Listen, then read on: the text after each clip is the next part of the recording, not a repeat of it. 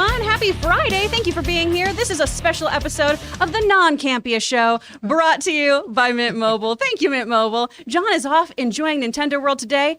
Did I get to go there first? I mean, is that a big deal? Does it matter who went first? I've been lauding it over its head. But we are here today, your Batman Beyond crew. We are going to be doing all the same stuff. Beep, beep, beep, beep. Talking about movies, movie news, all kinds of good things, and we're going to be talking about them with you. You are the most important part of this show anyway. So I'm Chris Carr. I'm in the captain's seat today, but I'm not alone. I am joined by the wonderful Robert Meyer Burnett. Very excited to be here today. It's Friday, but there's a lot of good news to talk about, a lot of fun stuff to be had. So much I love being here in the studio with you people. Love it too.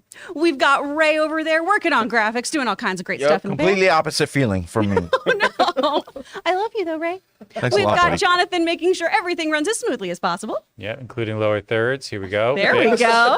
We've got Taylor Gonzalez, who's going to be hanging out in the chat with you guys and also reading some stuff for us later today. We also have a special guest in the studio. Hey, what's up, David?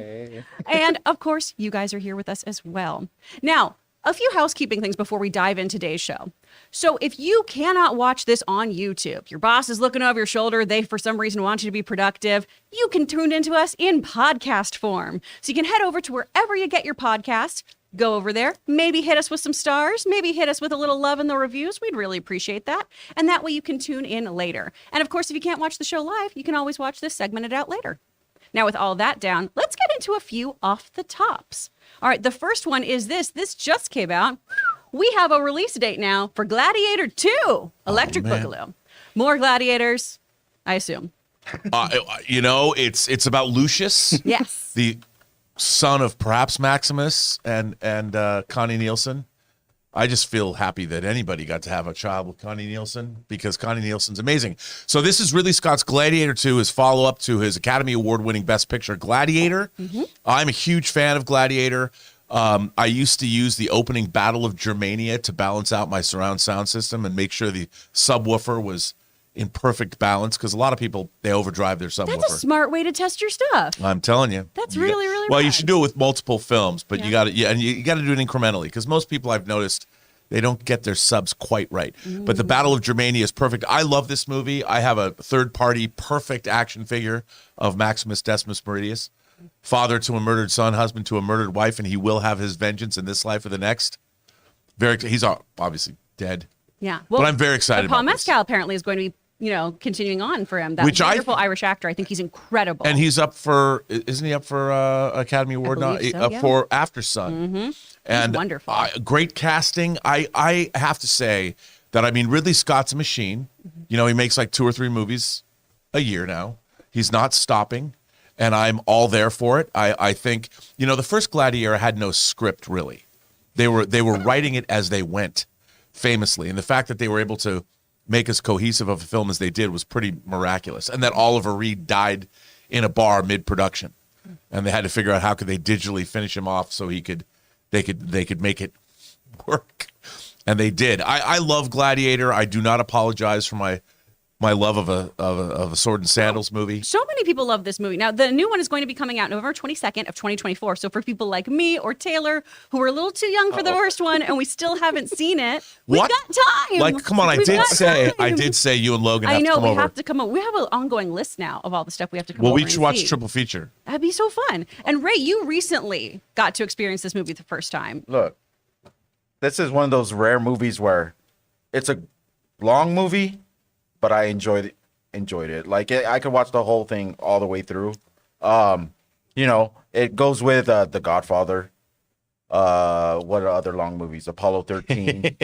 Lord of the Rings. Hopefully, I'm adding another one this weekend when I finally watch Avatar: Woo-woo!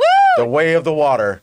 Finally, don't have any duties this weekend. I'm gonna go see it by myself in 3D. Gonna check it out. Give you my late review as always. All right. But yeah, this movie is good. If you haven't too seen it, you're doing yourself an injustice. It's a great movie. I love like the Gladiator times, the Roman era. Mm-hmm. Roman era.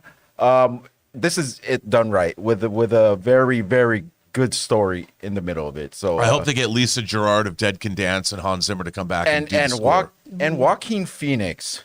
If there wasn't an actor that I was exposed to the first time, this is the movie that introduced me to him.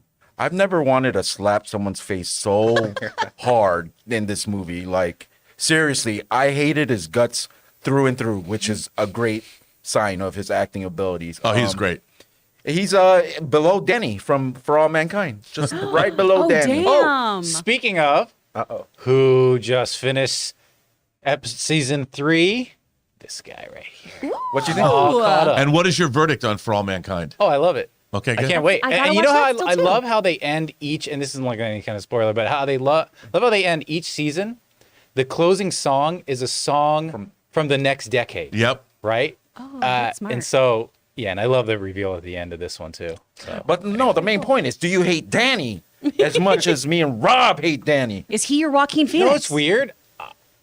I don't hate Danny because he's so no, he's a bug. He's so inconsequential. He's so weak. He's not like a good villain where he's a foil. He's like he just walks in a room. It's like, oh, I just messed up the moon and Mars and I everything feel like else. that's very in character for you, though, Jonathan. just like, oh, you're I a very slept with your- unbothered person. When someone annoys you, you're just like, I don't care about Yeah, you. they become nothing to me. Yeah. So I'm just like, I wish I had that ability. I care so All much. Gen Z in a character. but I don't hate him. I just like, you're nothing to me. There you go. But very excited about Gladiator coming up. Folks, let us know if you are excited. November 22nd, 2024. Well, Taylor and I have watched it by then. Hopefully, yes. Let us know what you think about this in the comments down below. All right, and we do have one other off the top today, and that is this.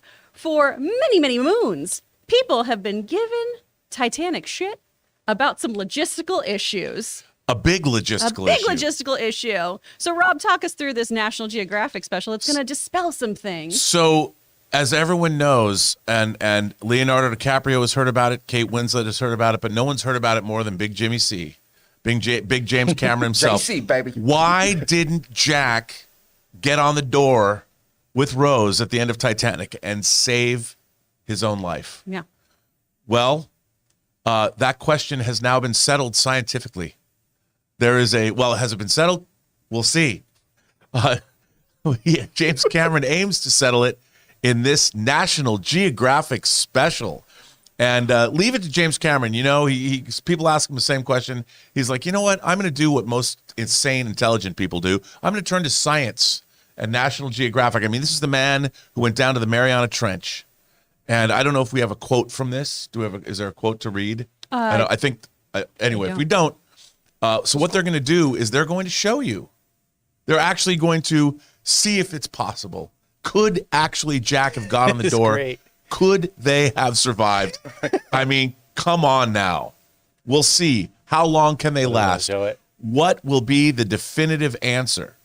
So And he maybe- took this long to answer this He's question? like, get on this piece of wood in this pool. I'm solving this now. Back in 2012, the Mythbusters did a whole episode on this, Yes, too. they and did. they didn't address certain aspects of this. And James Cameron went on record, too, going, I think you guys are missing the point, though. He has to die because he has to die for the narrative. He dies a hero. He saves the woman he loves. But I am interested to watch this because I love the idea of James Cameron just being like, I'm so sick of this fucking question. Yep. Let's just do it. We'll do it live. And let's make the water as cold as it is in the North Atlantic. And he did it? Did he do it himself? There's a special coming There's a out. special coming out. Like he went in the water himself? Oh, well, it's no. not him. He directed okay. that. As you directed can see, to he's like, you get in the cold ass water, and I will just sit here and Yeah. You're watch you supposed to freeze. answer the question, Mr. James Cameron. He actually just does this for fun on a Tuesday. And I just love the fact that it's probably the same water tank they shot half of Avatar Way of Water in. And he just said, you know what we should do for lunch today? You know, it'd be fun. I'm going to call National Geographic. I love this idea. I'm very excited to watch this. Kudos to you, James Cameron. It shows that you have a tremendous sense of humor and a lot of love. So I can't wait to watch this. And maybe there'll be, you know how there was the Ice Bucket ALS challenge? Mm-hmm. Maybe there'll be the Titanic door challenge. And all across the world, young gosh. people will be trying this in pools or maybe even the ocean everywhere. I hope not.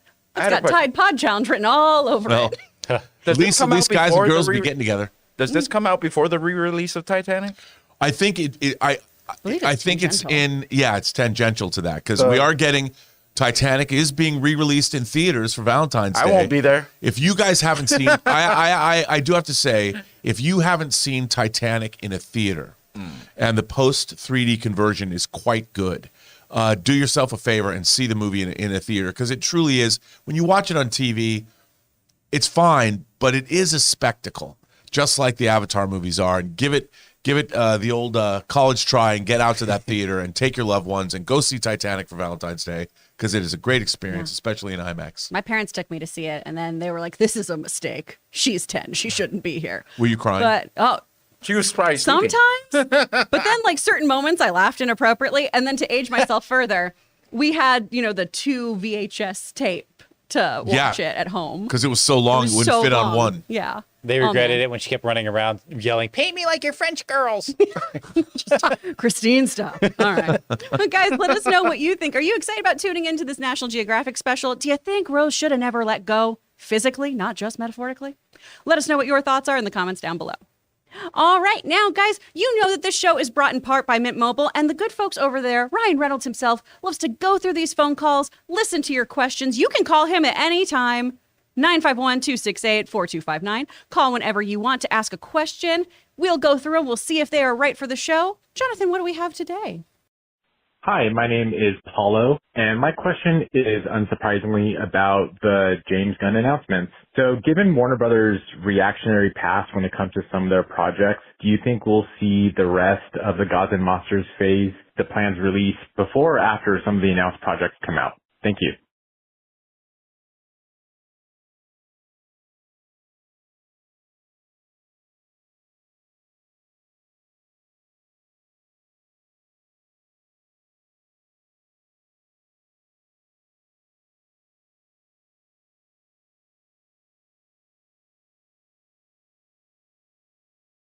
For DC. Oh, are we muted?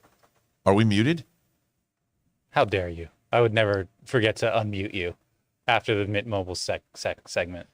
Well, anyway, what I was saying is, after the Dark Knight trilogy that Christopher Nolan made, there was a thought that Christopher Nolan and Zack Snyder would team up and they would forge a path for the DC universe. And that path included Man of Steel, which is a $225 million movie that did not gross. It grossed into the 600 millions. It did not do what they hoped it would do. And then moving on from there, we don't need to get into the whole Zack Snyder second guessing thing, but there was David Ayer doing Suicide Squad. They second guessed that. They brought in a trailer company to recut the movie. So DC's head honchos were very reactionary in this because they were looking over at Marvel and everyone's looking at them going, well, how come we've got Superman and Batman. Why aren't we doing those kinds of numbers? The problem is that the executives and the filmmakers, there was a big disconnect. They didn't have a plan. They were not working synergistically the way that Kevin Feige works with his filmmakers and now works with Disney brass. They have a very good relationship. They have a machine that can make these movies. They know what they're doing. And DC didn't have that. Warner Brothers didn't have that. What James Gunn and Peter Safran were hired to do specifically was to chart a course. You have a producer in Peter Safran that has already produced the Shazam movies, the Aquaman movies, billion-dollar grossers, and he oversaw the Conjuring universe at Warner Brothers already for James Wan. That's the Conjuring movies and all the spin-offs, Annabelle Creation, The Nun, The Curse of La Llorona. I mean, all of these movies were under Peter Safran, so he has had experience with the studio running another franchise. So you have these two guys plotting a course, and their job is, and I think they did quite a good job coming up with a really interesting slate, that if you really look at what there is method to their madness, and I think we'll see it emerge. Now, whether they're going to be interfered with, look, it ain't show friends, it's show business. And if their movies, if Superman comes out, and I'll tell you right now, if it's not a $1 billion grossing movie, it's going to be a disappointment. And I think David Zaslav has rolled out the red carpet for these two entities. They've known each other for over 20 years. Peter Safran and James Gunn have a great working relationship. Gunn is coming off of two very successful Guardians movies. I think the third one is going to be successful. The Christmas special was great. Suicide Squad probably would have been much better received if it wasn't the pandemic. They love Peacemaker. He comes from the indie film world. He came from Troma. He made Slither. He made Super. So he's a filmmaker that knows how to do things on a low budget and on big budgets. Great choice. Loves comics. Peter Safran's a money guy. Makes sure big movies like Aquaman get made on time, on budget. And our quality. So these two guys have been given a task. No one else has ever been given this kind of task in Hollywood before. Kevin Feige made it himself. He forged that opportunity. but they have been given this opportunity by the new head of Warner Brothers. I think it could be great. I think it's going to be really interesting. And I think that, again, though, they have to deliver. Well, I want to talk more the about answer that. is yes. Yeah, because Paulo really talks too about how they're going to pivot, right? Right. So let's just wild speculation, hypothetically speaking, if they do not stick the landing on Supes. One, how do you pivot from that? Where do you go? Because that is your main entity. Really, at the end of the day, when you think Justice League, it's typically your big three. So if Superman does not stick the landing, where do you go from there? And how do you pivot from that? That's a very good question. I mean, remember, they're going to launch with Creature Commandos, which is going to be an animated series. It's not going to cost I don't think it's going to cost $200 million to make. So they have Creature Commandos, and they're going to be developing these films in tandem. I think that they're not just going to make one Superman movie and wait and see. Here's the thing. When I worked in feature production at Warner Brothers 3 decades ago, all of the executives had to watch all of the footage that was coming in from the movies every day. I don't know if that's still the case. People probably watch them online. I'm willing to bet dollars to donuts that the executives do not watch all the dailies I'm with you. come in every day. They don't. The responsibility level has changed at the studio level. But I think that they're going to be developing 3 or 4 movies. You got Swamp Thing, you got The Authority, you got Superman, you got Batman. I think those are the 4 that they're doing, right? No one saw that. Thank you. And I think they're going to know. They're going to know in the various stages of development where these movies are going to go. And James Gunn has said the best thing I think any studio filmmaker, producer could say: we are not going to make these movies until the scripts are right. That's something. There are too many tentpole properties, even movies like Gladiator. They didn't have a script. They were writing it. They were literally writing it as they made the movie. It's a miracle it turned out as well as it did. That happens way too many times on these tentpole properties. James Gunn, I mean, they're not bringing out Superman until 2025. That's true. They're going to get these scripts ironclad, and they're going to do parallel development. I think they're going to make these great. But they'll know. You think David Zaslav's not going to be looking at this every step of the way? Very, very true. And I think a lot of it, too, starting with these relatively smaller projects, doing animation, television, that sort of thing, which obviously television can balloon depending on your budgets. We're going to talk a little bit more about the CW later and how some of their episodes cost $5 million to make. They're not turning profits. So I think starting on this end of the, production spectrum, though, with that level of, money going into your projects, I think that's also why things have the ability to create momentum here, because you're not putting all your eggs in one basket with these first few releases. You get to do some really quality stuff. And we've seen from DC, too, their animated things, for the most part, have been excellent. And Harley Quinn is such a wonderful example of that. A lot of the DC straight to video kind of things haven't been great, but some of them have been outstanding. Absolutely. So I think if you really, really play to your strengths, and as far as those animated properties go, and bring in Creature Commandos, which is a very new, exciting IP to most people, you really can do a lot there. And it provides you with that pivot room, too. If this is a little too weird, the other things don't have to stay in that same vein entirely. We can play to those genres that they seem to be working with this season. And I also think you could see the previous administration you've got Shazam! Fury of the Gods, you have Blue Beetle, you have The Flash, which James Gunn himself has said is one of the best comic book movies ever made, and it culminates with Aquaman 2, Aquaman and the Lost Kingdom.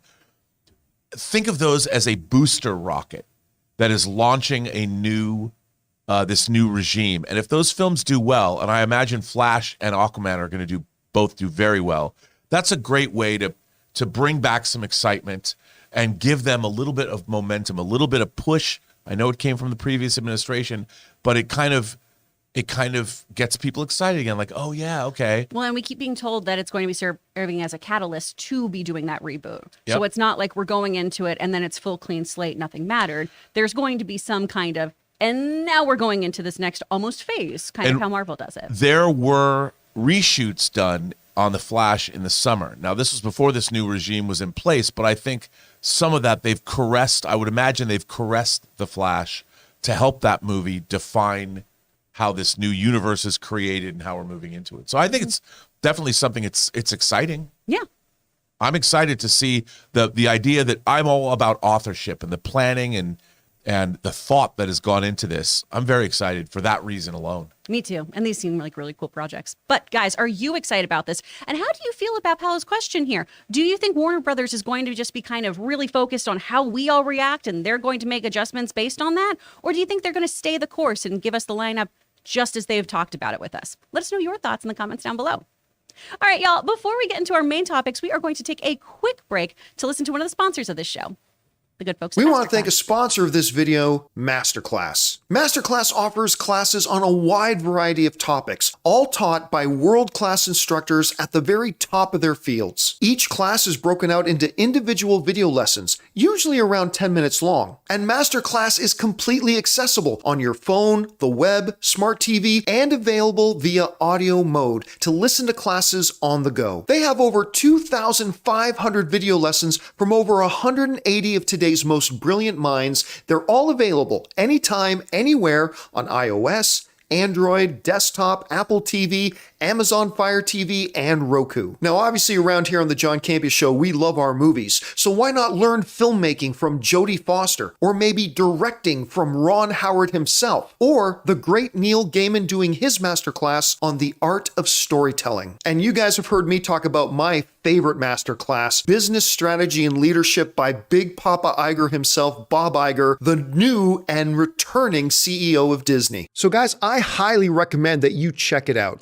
Get unlimited access to every class, and as a John Campea Show listener, you get 15% off an annual membership. Just go to masterclass.com/Campea now. That's masterclass.com/Campea for 15% off Masterclass.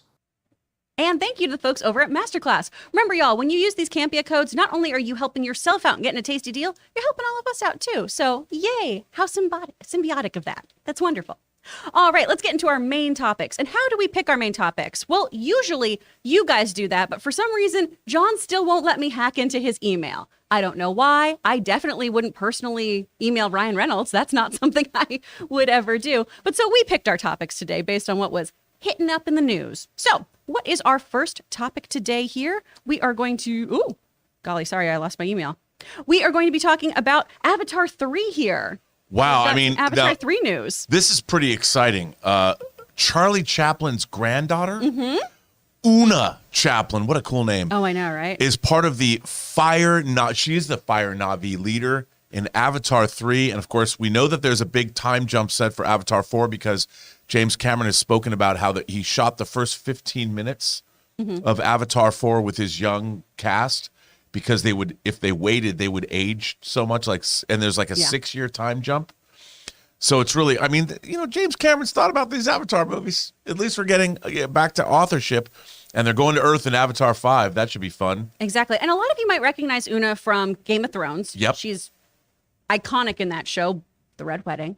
And she's a wonderful, wonderful actress. And what we have confirmed here, too, is that she is going to be the leader of the Fire Na'vi, or the Ash people, I believe is what they're calling them. The Ash people. Because they all do all of their life around the volcanoes of Pandora, which is really, really interesting. Also, at the same time, I can't help but make the comparisons to Avatar: The Last Airbender every time I hear about a new Na'vi subset, basically, where I just keep wanting to be like, and then everything changed when the Fire Na'vi attacked. Well, I'm Earth, really air, fire, and water. Yeah. I mean, I do think, though, that, and these are, I guess they're not nice. Apparently not. They're a little hardcore. Yeah. These are the more aggressive, antagonistic Na'vi. Yes. I mean, that's, if I was living around volcanoes, I might be that way, too. Yeah. There's when I was a kid, I went to Hawaii for the first time, and I was terrified to get on a plane, but that's a different story. But there was Madame Pele, Pele, I think. And she was like the goddess of volcanoes, the Hawaiian goddess of volcanoes. And I thought when I first went there that I would want to grow up and marry the goddess of volcanoes, because how cool would that be? Ooh. I was dispelled of that on that same trip because we went to the top of the Haleakala volcano in Maui, where you could go down the sliding sands into the crater, and I was terrified to do so. Oh, yeah. So my desire to meet and marry Madame Pele was actually thwarted when I actually could have gone down into a volcano to meet her. I eventually did, but with much trepidation. So I'm excited. I think this is exciting. I mean, I think the water Na'vi and the forest Na'vi, they were kind of, they can hang out together.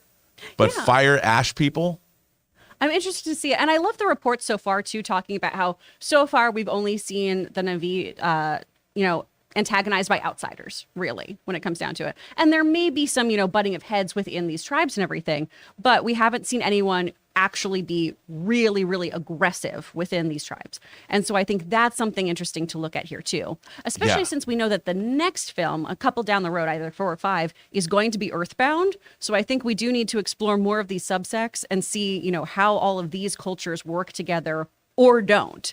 I think it's going to be a really, really cool exploration, furthering James Cameron's idea of people's relationship with nature, how it affects them and how it affects others. I got a question for you. Okay. I might have an answer. At the end of the Avatar saga, do you think that Iowa is going to be transported somehow to Earth so Iowa can reinvigorate the and bring revive Earth back? And that is the big message of the entire Avatar saga, is that we have to be Iowa. Only we can save our own planet.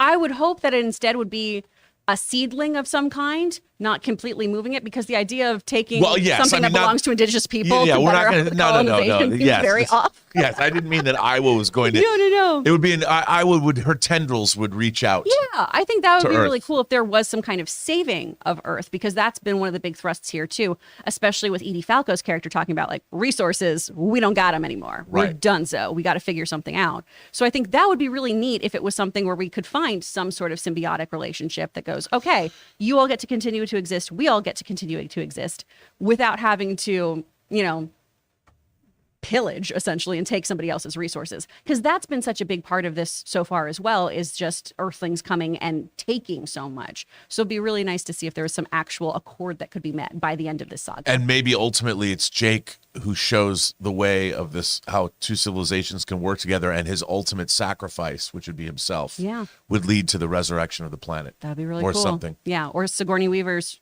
reincarnated daughter of sorts. Yep. Interested to see more on that. Yep. That's really cool. She is stuff. Iowa. I think. I feel like that too. It's very exciting. What do you think? Yeah, let us know what you think, you guys. Go to the comments below. Let us know your thoughts and theories about these Avatar films, and let us know if you are excited about this next installation. Bring it on the fire, folks. All right? All right, with that down, let's get into topic number 2. Now, this comes to us from the Hollywood Reporter. We have learned that the CW is continuing to make a lot of cuts. Now they have gone on to cut their development department. So for those of you at home who aren't quite sure what we're talking about here, basically all their original scripted content, we have gotten rid of a lot of the folks involved here. Our last few executives have been let go. And it looks like the CW is making a big, big pivot to unscripted television. Now, why would you do that? Well, unscripted television is way, way cheaper, y'all. And people still tune in. I love Love is Blind. I am somewhat ashamed of it. Love is Blind, though, is an act. Much. It's fascinating. It's a really fascinating show. And a lot of these shows just don't cost nearly as much money. CW has renewed shows like All American. I'm not sure where they're standing on Superman and Lois, which is a great, great show, but that costs $5 million an episode. It's expensive. And the CW has not been turning a profit for years. You mean Riverdale hasn't been just bringing in the cash? Apparently not. Apparently not. What a surprise. So, Rob, when you hear about this, what's your takeaway? Well, look, I mean, right now we have the business is undergoing a sea change. Everyone's still trying to figure out. They call it the streaming wars, but it's not really. The streamers aren't at war with one another because they don't have enough money to fight. They're fighting for their own existence. It's an existential crisis, because the problem is, as Hollywood is wont to do, they see something, at least the way I see it, they saw streaming as a way to make easy money. For the first time, your subscription base is money you can look at on a monthly basis, cash flow that is pretty much a sure thing based on your subscriber numbers. Now, everybody wants more subscribers. There's only a finite amount of people that can subscribe on this planet to any streaming service. So everybody has to figure out, how can they make it all work? Everyone thinks I have to put on, making shows is expensive. You look at the streamers, whether it's Disney, billions of dollars in debt, and Disney, even with their back catalog, they're not pulling down. If you look at what Netflix has from all over the world, they have a widely diverse programming slate of all kinds of things, from documentaries to Bollywood romances to Korean shows like Squid Game. I mean, there's so much stuff that the other streamers are trying to catch up, and it's tough. So there's no way to survive by CW never made money. It's never been profitable ever. So they can't, and they're being sold off. They can't survive doing what they're doing. Yeah, I believe they're going to be under Nexstar at this point in time. And so it does look like they are doing a lot of the foreign scripts, unscripted. I mean, how many unscripted shows could you make, like entire runs of the show for the budget of one episode of Superman and Lois? You can make an ass load of those. A lot. Yeah. And you hire a good crew to go in, hire some folks cheaply, and go make whatever show you're going to make. Yeah. Home improvement shows. Absolutely. Discovery made a whole business model out of that. Exactly. There's a whole Magnolia Network now with Chip and Joanna. Absolutely. All shiplap all the time. No, and I think it's a tough, and with entertainment being more spread out than ever. Mm-hmm. I mean, hell, I have people telling me how much they like watching classic Star Trek on Pluto TV. I'm like, you guys didn't watch like Last of Us? No. I was marathoning classic Star Trek from 1966 and not watching new stuff. There's so much out there that outspending your opponent is no longer an option. You're going to go straight into the poorhouse. Well, what's really interesting too about this, for me at least as an actor, is the timing, because it's pilot season. And the CW was where a lot of new material was essentially tested and greenlit, because, you could have these teen dramas or murder mysteries or things like that on this network. And, they'd come and go and everything. But this was still one of the last remaining actual network television groups that was still participating in the idea of pilot season. Because with streaming, right, there's usually something happening kind of all the time. This is what we think about when we're thinking about like those big tentpole operations, your ABCs, your NBCs, etc. But it's really, really interesting to have a network go, hey, we're not doing any of that right now. Yeah, how do you think the Writers Guild of America feels about more unscripted programming? And that's what I keep thinking about, is this feels like right before when we had the writer's strike of just, we had that big boom of, all this unscripted television, all this reality television. Do you think that's going to happen? Do you think the other networks are going to follow suit to cut costs? No, or is because this just them? Look, the flip side of that is we are in a golden age of great content. There is so much great scripted programming being made, but the great stuff is also expensive. I mean, we talk about it, HBO is still the gold standard of TV shows, whether it's Last of Us, whether it's whatever, Succession. I mean, you look at what HBO is putting out this year, they do a fantastic job, but there are shows, you're talking 10 million an episode. I don't know how much Last of Us costs, but I'll tell you, it ain't cheap. And the thing is, when HBO makes a show, you look at a Last of Us or a Succession, it becomes the most watched show in the world. Mm-hmm. Game of Thrones, House of the Dragon. But Riverdale ain't that. So, I mean, it's first season was so fun. It's hard out there for a showrunner. I know. It really, really is. Well, guys, we want to know what you think. What do you think about the CW getting rid of most of its scripted department? Do you think this is going to usher in a new era of reality television and other networks might follow suit? Do you think this is just limited to the CW? Do you even know the CW is still around? Let us know your thoughts in the comments down below. All right, and with that down, our third topic today, this is one that you wanted to talk about, Rob, and I'm really, really excited for you to go on about this, because you were saying some really, really fun points. So Zach Cregger, who directed Barbarian, wrote and directed, which you and Taylor loved. You guys would not stop talking about this movie. He had reminded me of my mom.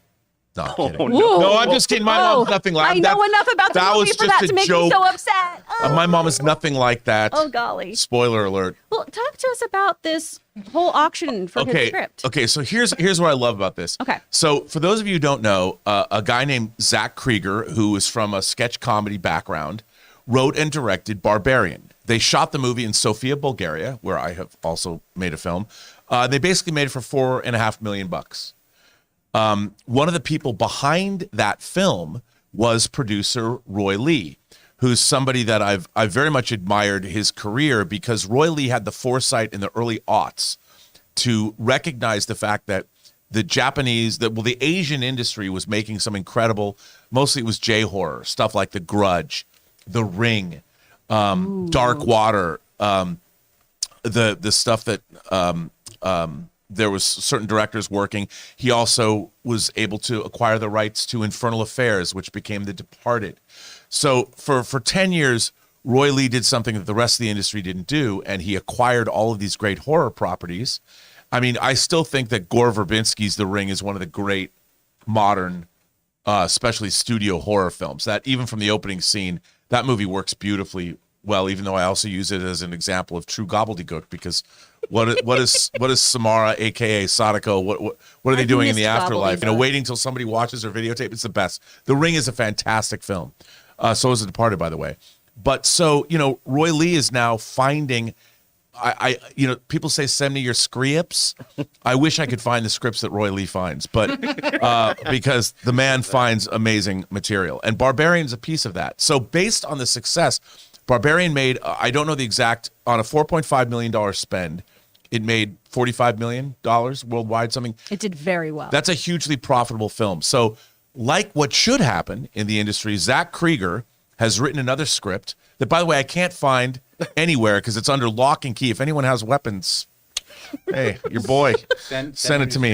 I want to read it. I promise I won't send it to anybody else. I swear to God.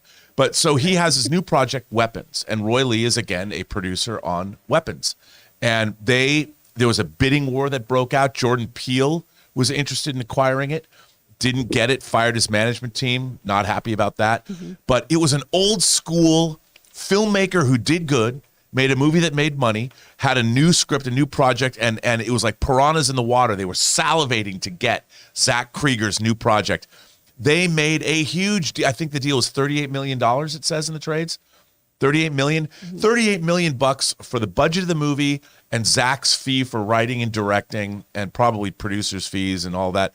But still, guy makes a $4.5 million movie, makes some money, and he sets up his next project after a bidding war, $38 million bucks at Warner Brothers. Kudos to you, Zach.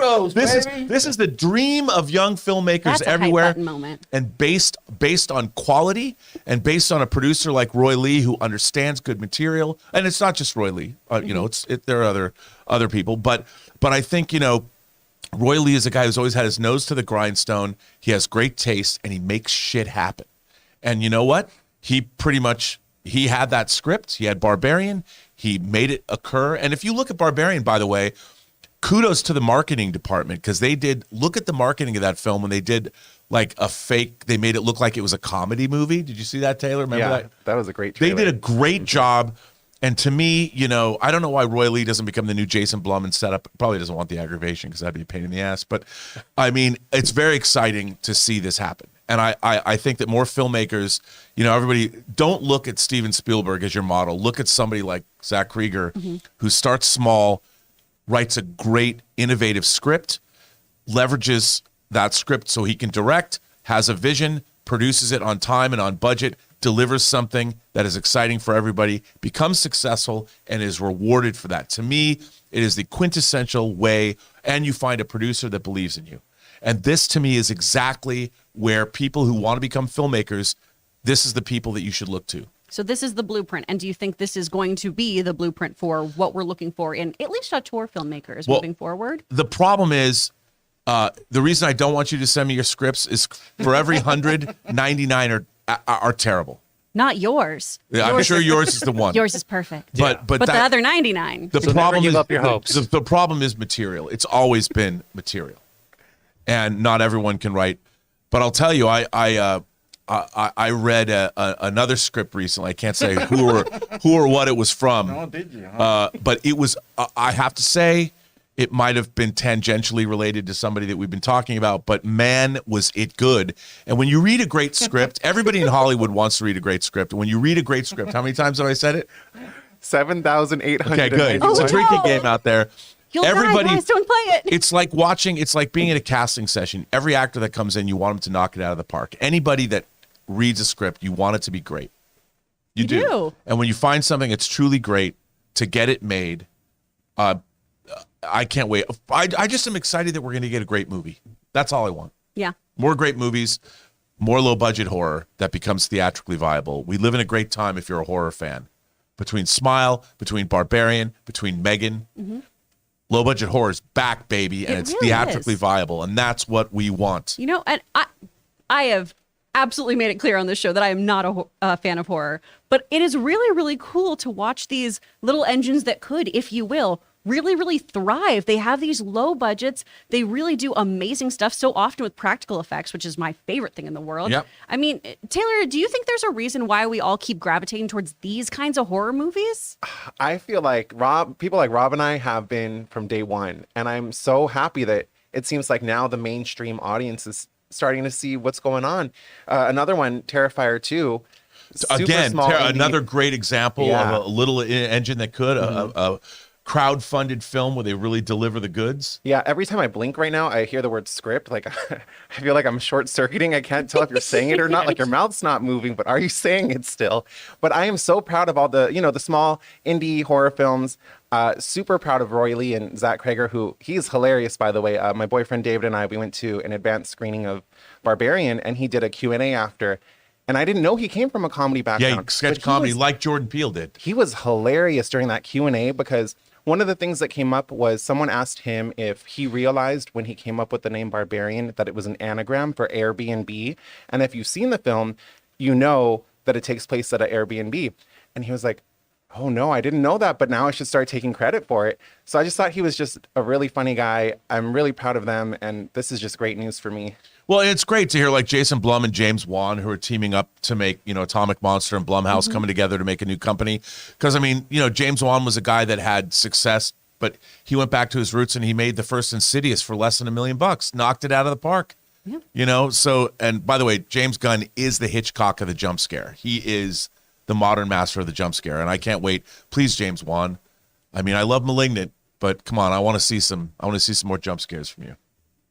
And Aquaman, The Lost Kingdom. That's what I want to see. That's the one I'm excited Can't wait. about. All right, but guys, what do you make out of this? Do you think that this is the blueprint that you should be following future filmmakers of the world? Are you excited about this? Do you think it's amazing that there was a bidding war for this indie horror kind of project or genre as a whole? Let us know your thoughts in the comments down below. All right, Al, now this brings us to our main topic. Not an indie little genre, not something that is tiny and lacking for funding, but as always, big old superhero projects with people weighing in on them. And not favorably. And I have to tell you, I was shocked by this. Yeah.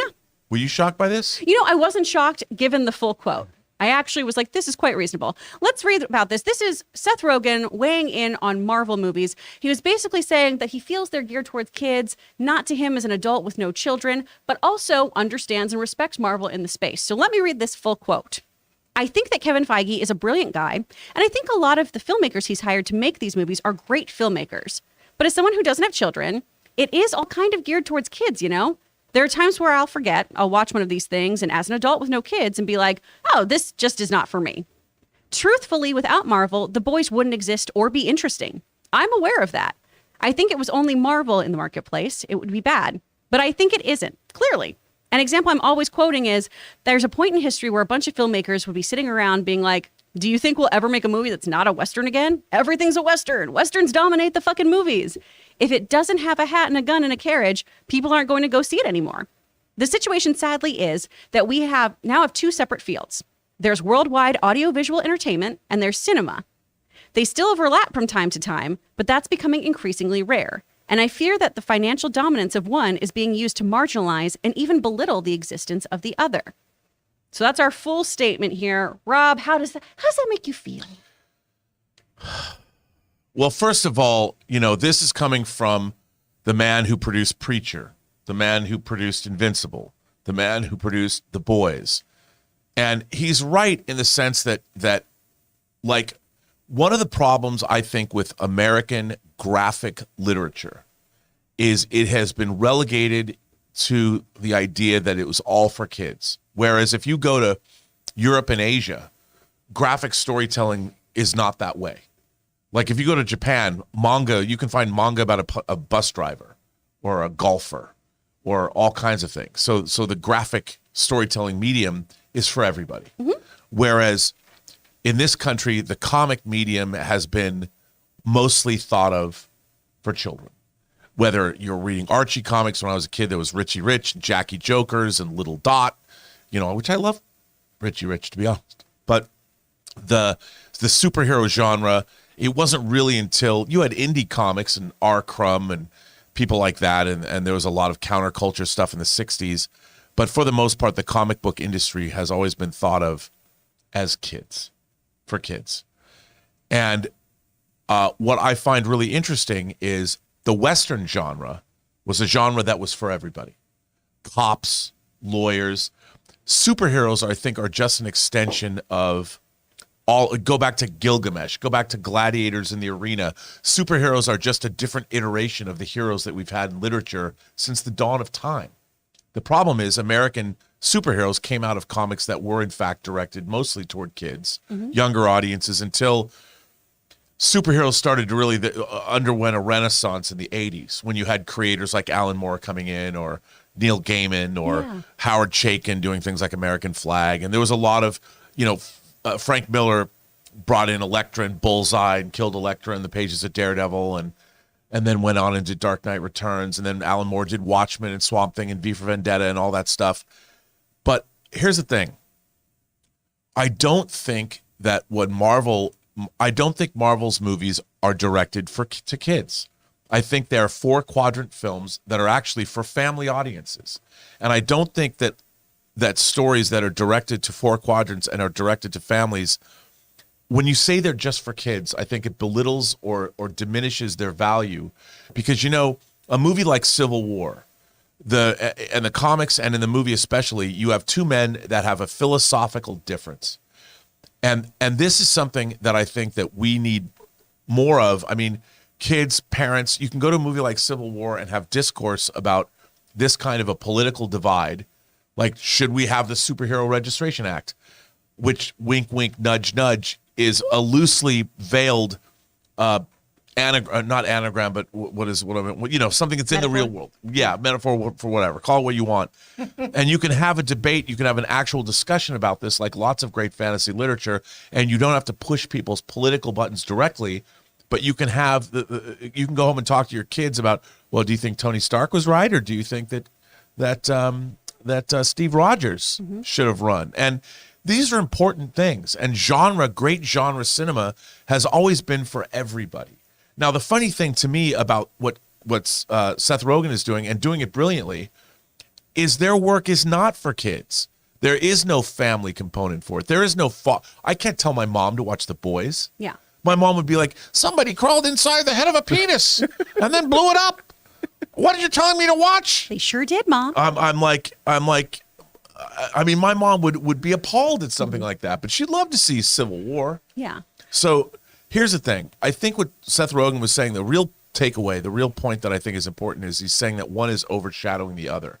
And that has to do more with profit. I mean, everyone gets mad at people that make money, that become successful, as if suddenly they're successful and then until they like it. And then when they get tired of it, it's like, oh, let's poo-poo the success that this company has, which I've never understood that, but I get why it happens. It's not like suddenly Marvel's phoning it in, even though you might not like Phase 4. They're still taking shots, man. They're reaching, and I love the fact that Eternals is finding more of an audience on Disney Plus than it found in the theaters. Anyway, I'm rambling. I don't even know what I'm saying at this point. No worries. No, they're all wonderful points. You're perfect, Rob. Well, and as an adult who also has no children and is, like Seth, consciously decided to not have children, I do disagree, but it's a personal taste thing, right? I think Marvel movies are made for me. I also love these comics very much. I also love animation, which I'm sure a lot of people are like, Owl House is just for kids. And I'm like, but I really like that show and it's really fun for me to watch. It all comes down to personal taste. And what I at least really appreciate in this soundbite, as opposed to others we've heard in the past that really belittle the genre or try to talk about how it's, a cheap thrills thing, or it's not innovative storytelling, or it's not creative, I do appreciate that he sees the value in it. And this is a personal taste thing. At the end of this, the idea too of just the financial dominance, I think is a very truthful statement. A lot of indie films, auteur films do get overshadowed because at the end of the day, this is a entertainment industry. We look at the dollar signs at the end of this. I could have the greatest, most beautiful, lovely story, but I'm a little nobody. And if I try to sell it, it better be really, really great. And a lot of people still aren't going to know about it. It could be one of the most wonderful scripts ever written, but is it going to have the audience that people want? All you need is to get your famous friends to talk about it, and suddenly you'll get an Academy Award nomination. Gosh, there we go. That's all I have to do. But I do appreciate, though, at least that this is one of the few times we haven't had these kinds of movies are trash, or this is this.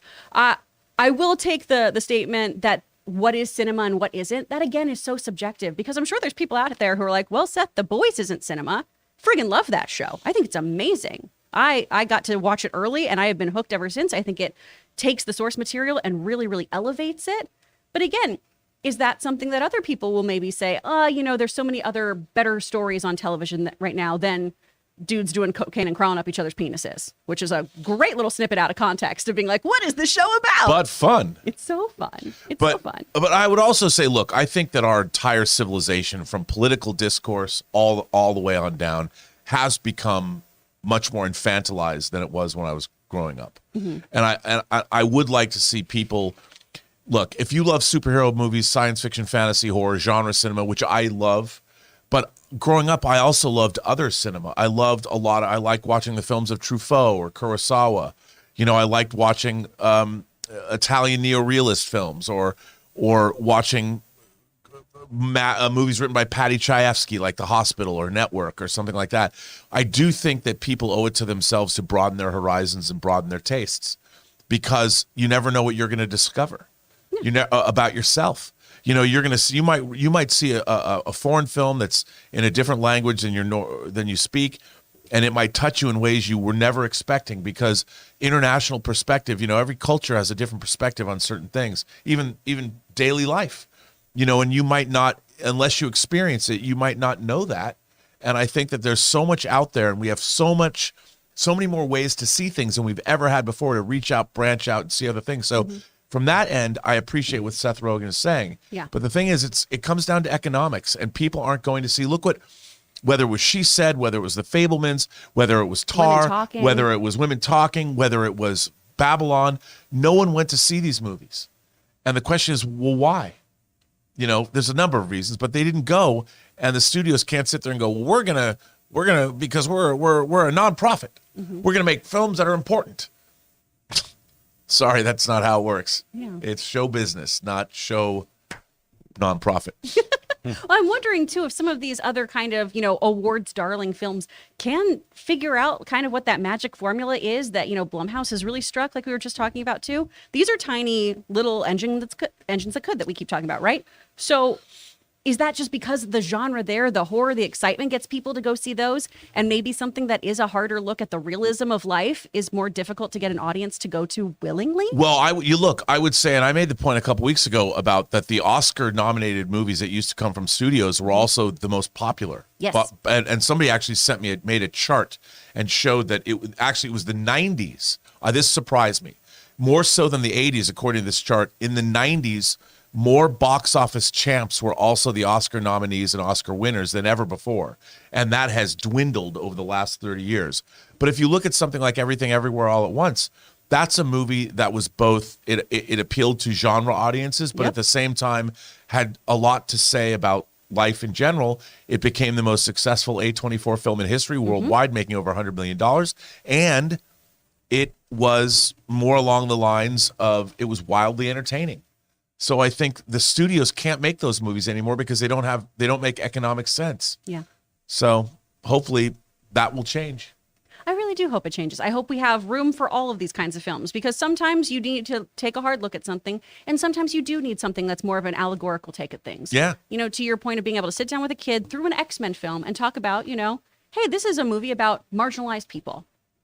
Let's use this as an example to explore that topic with you in a very digestible way. And then we can take some other thing that is not as easily digestible for a small child, but maybe hits a little harder for a grown adult or another person who needs to hear that story told in a different kind of manner. That's the really great thing about different types of genres, is a lot of it is the same storytelling, it's the same message, it's just a different delivery system. Yes. And you, the consumer, get to decide what's most palpable for you. I just hope that we get a wider array stated, of things. Chris. Thank you. It was beautifully stated. Thanks so much. Well, guys, let us know what you think about Seth Rogen's comments here in the comments down below. I got all flustered. I was like, comments and comments. Let us know what you think. Now, folks, we are going to get into your live questions. But before we do that, we are going to take another quick ad break to thank the good people over at Mint Mobile and Fume.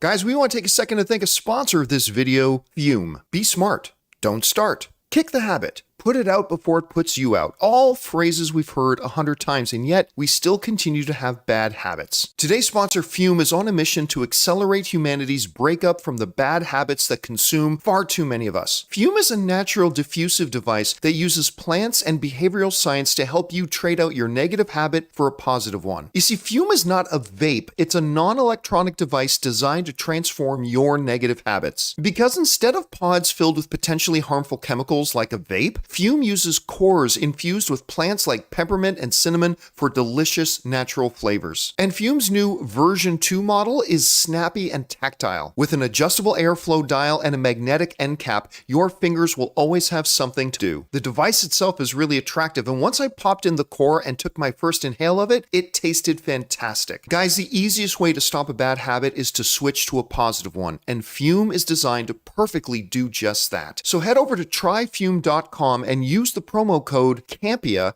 to save 10% off when you get the Journey Pack today. The Journey Pack comes with 3 unique flavors and the new version 2 Fume to help kickstart your positive habits. That's tryfume, tryfum.com, and use the code Campea to save an additional 10% off your order today.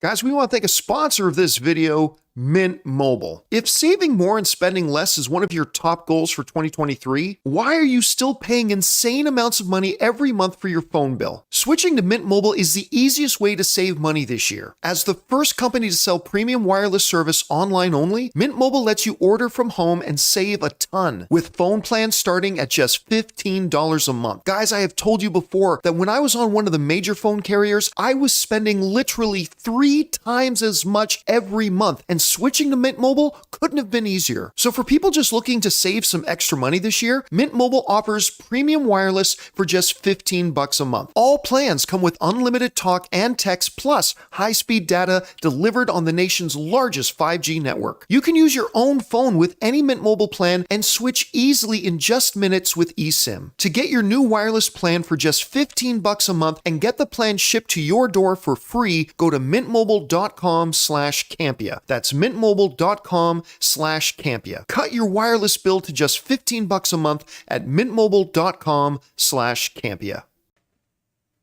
And thank you once again to the folks over at Fume and Mint Mobile for making this episode of the John Campea Show possible. All right, you guys, we are going to jump into these super chats. So Taylor, what do we have? All right. First up, we have, was it King Titanic sent in a super chat just to be supportive. Thank you so much. Thank we you. have Christian Roher, who says, what do you get when you mix Hagrid and Harry? Oh, no. A much hairier Potter. Hee hee. I don't know about that one, man. Yeah, I know, man. Thank you for your support, but yeah. I didn't say it. I mean, I said it, but I didn't come up with it. Dumbledore says Riverdale weren't bringing in the cash for the CW, but they were bringing in Jingle Jangle, Archie's abs, and the epic highs and lows of high school football. I love that epic highs and lows of football. It's such a horrible, horrible moment. Someone's talking about having been in prison, and Archie's response is, so you haven't gotten to experience the amazing highs and lows of high school football. Like, no, dude, he's been in jail. And also Jingle Jangle as the name of the drug that comes in like a pixie stick form. Oh, mwah, so good. Jingle jangle. What else we got? All right, well, I moved seats really quickly for Daniel Savio. Sorry if I mispronounced that. Hi, John. Sorry, John's not here today. Bob Iger has been back for a while. Why haven't we heard anything about Kevin Feige getting the reins back? What's the holdup? I don't think that's something that would be announced. Yeah. I mean, that's kind of internal policy. I would just assume that's something that is happening. I mean, you know, it's just, there's not going to be a story. Well, Bob Iger says Kevin Feige gets more power back within the. Yeah. That's an internal matter. I don't think we're ever going to get a story that states that in any way, shape, or form.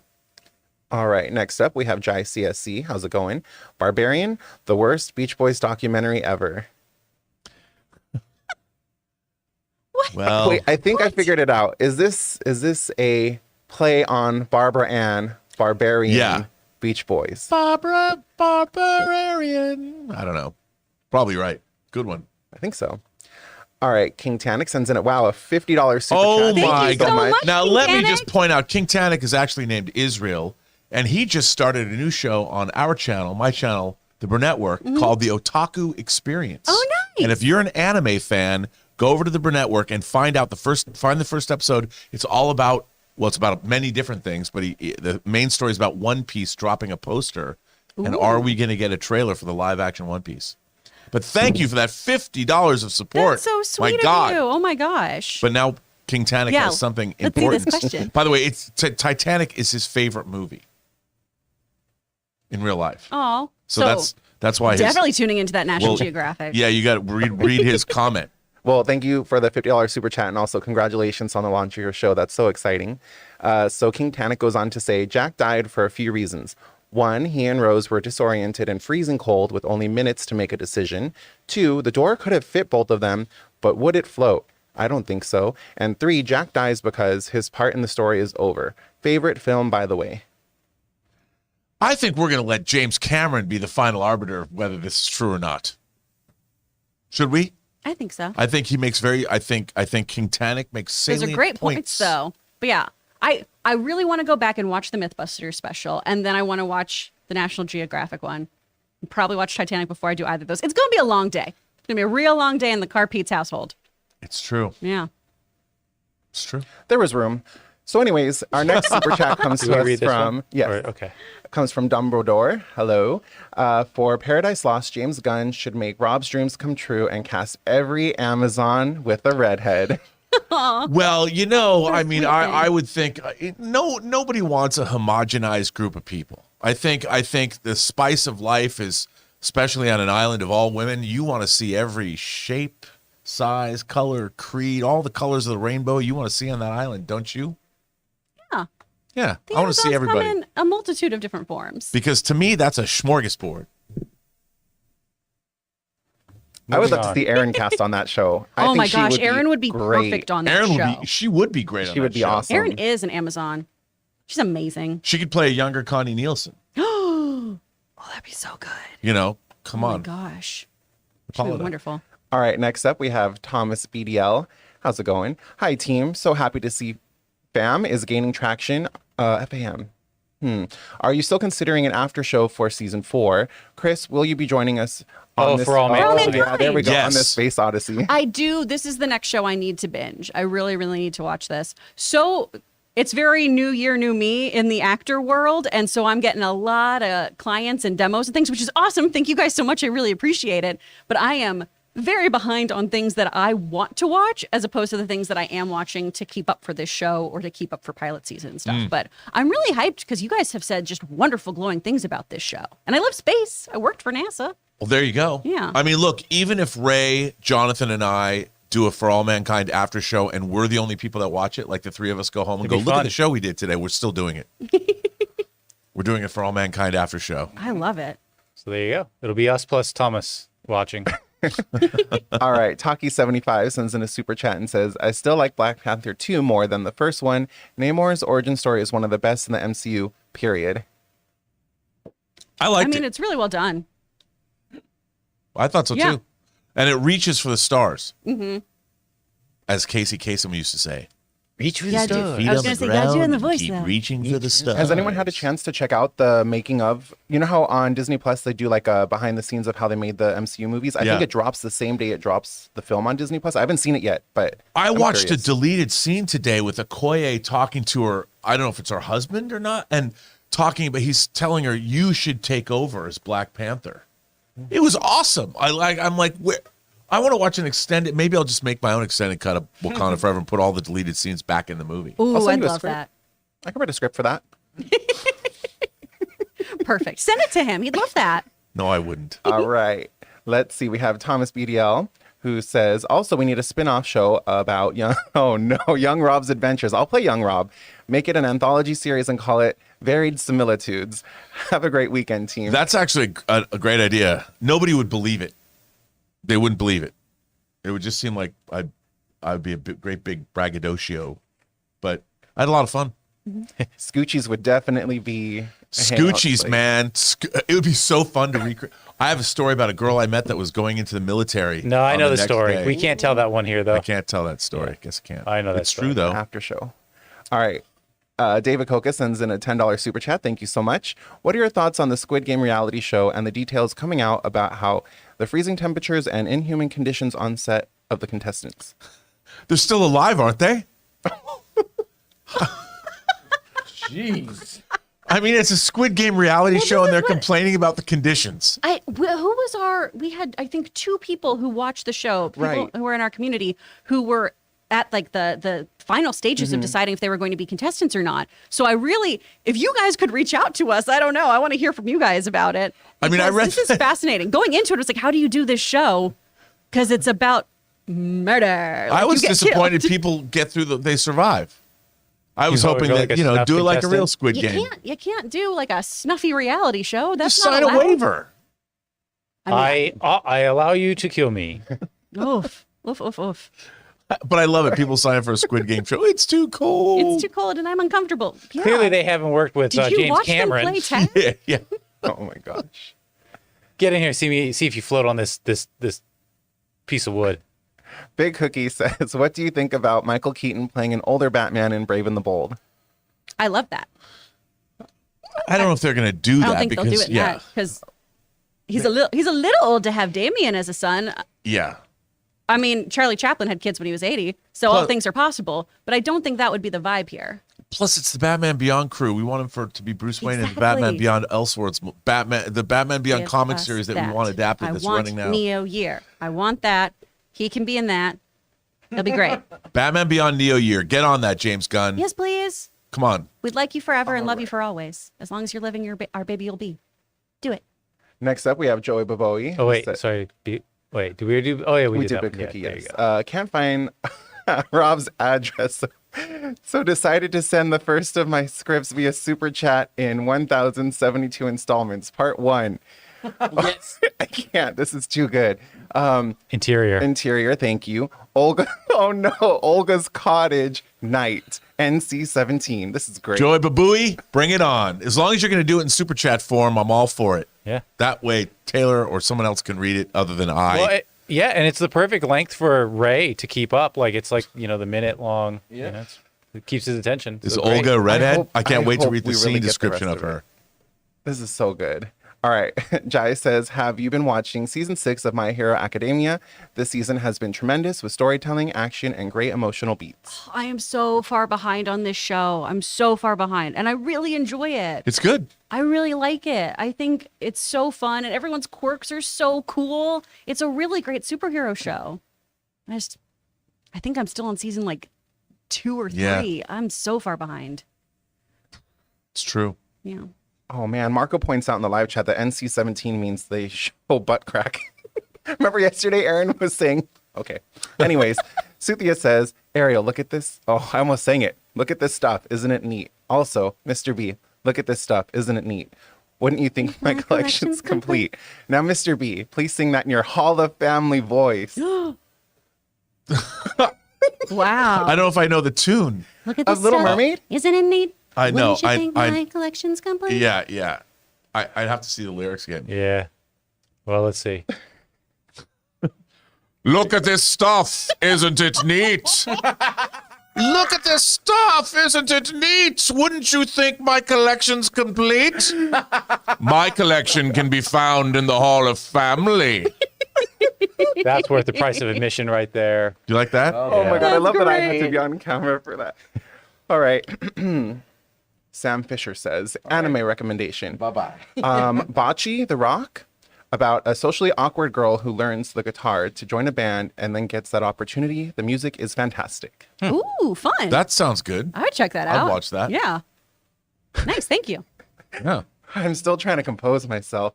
Corey R says, have either of you read the Supergirl Woman of Tomorrow? I read it after the movie announcement, and it is so dark. Also, Supergirl is badass in this. That's what I keep hearing. I've heard It's more about. messed up. Is it? Yeah. Oh, I'll get it then. Yeah. I was thinking it would be a good issue. That'll be. We should read do that it over next the week. weekend. Yeah. It's what I've only read like bits and pieces of it, and because with the announcement, I was like, oh yeah, I remember the art from that being like really, really intense, and whoo, I wonder if it's in hardcover form. probably, I'll get that. yeah. I'll look on the break for you, Rob. Thanks. No, Rob. Thank you. Did you guys see on Amazon that several of the issues of the DC slate, they're sold out now on Amazon? Oh yeah, absolutely. Yeah, crazy. And Booster Gold #1 went up $1,000 if you got one slabbed. Damn. I'm gonna get mine Oh, slabbed. Slab Dragon is just like, yes, Yeah. yes, yes. Slabbed, yeah. Get it, TJ? Yeah, I feel like you could have seen some of those coming. Yeah. You know. Yep. All right. Ty Burton says the funniest thing about Zach Cregger thing for me is how Jordan Peele fired his management team after not getting the deal. That same management team also reps Cregger. Is that true? That is true. That was part of the. So what happened was Jordan Peele, and people in Hollywood have a team. They've got lawyers, agents, managers. That's their team that represents them. And you can have both an agent and a manager. Yep. But then you're paying them both. A management team, and there's rules governing what they can and can't do for you. Like, I think it's managers can't solicit work, but agents can, or something like that. That would make sense. But anyway, that the management team that managed Jordan Peele also managed Zach Cregger, and Jordan Peele thought he could make a deal and get involved as a producer and couldn't. And he was outbid by a studio. I mean, it ain't show friends, but he did fire his management team. He got rid of them after that. The way it's always been pitched to me is a manager cares about your overall like career as a whole. Yep. Your agent's that bloodhound who's getting you those gigs. Because my manager, who I'm no longer with, would before try to pivot me for certain kinds of work or do I don't think this is the kind of stuff we want to do anymore. I think we want to get away from this. Whereas my agent would be like, but I want money. Right. Go get Chris money. Yes. And usually they all get 10% of what you do too. Just so everyone knows. And then your lawyer. Your lawyer, publicist. If you have multiple types of agents, because usually theatrical, commercial, voiceover, et cetera, et cetera. A lot of people only get like 40 cents on the dollar because they have to pay out. Yep. It ain't show friends. All right. Taki75 says the newest rumor about F4 is that Feige wants a multiracial cast and Dev Patel is a serious contender for Reed Richards. I think Dev would be fun. I love him. Great actor. He is a great actor. He's so phenomenal. I really, really enjoy him. The only thing I haven't liked him in was the live action Avatar. That wasn't his fault.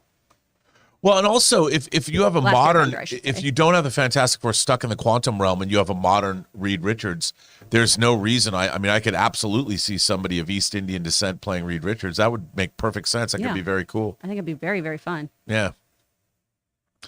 All right, next up we have Raymond Verrata. Just watched Knock at the Cabin, one of the better M. Night Shyamalan movies. I loved analyzing the story and filmmaking choices. Dave Bautista was great. If only somebody had seen that film. If Yeah. only somebody And saw somebody has. And What there's did a you think? review online. Where can people find that review, Taylor? Oh, why, thank you, Chris. I went and saw Knock at the Cabin last night, and I put up my Taylor's Take. That's what I call my reviews on my YouTube channel, which you can find at 50 Shades of Tay.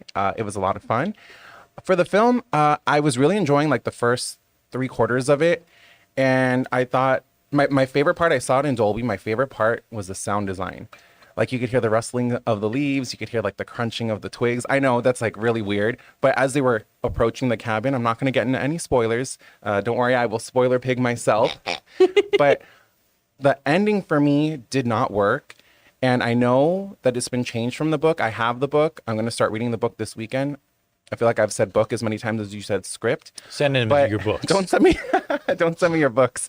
But I just wonder if they had stuck to the original ending, whatever that was, if I would have liked it better. Yeah. Overall, I would say I would recommend it. I'm looking forward to seeing it.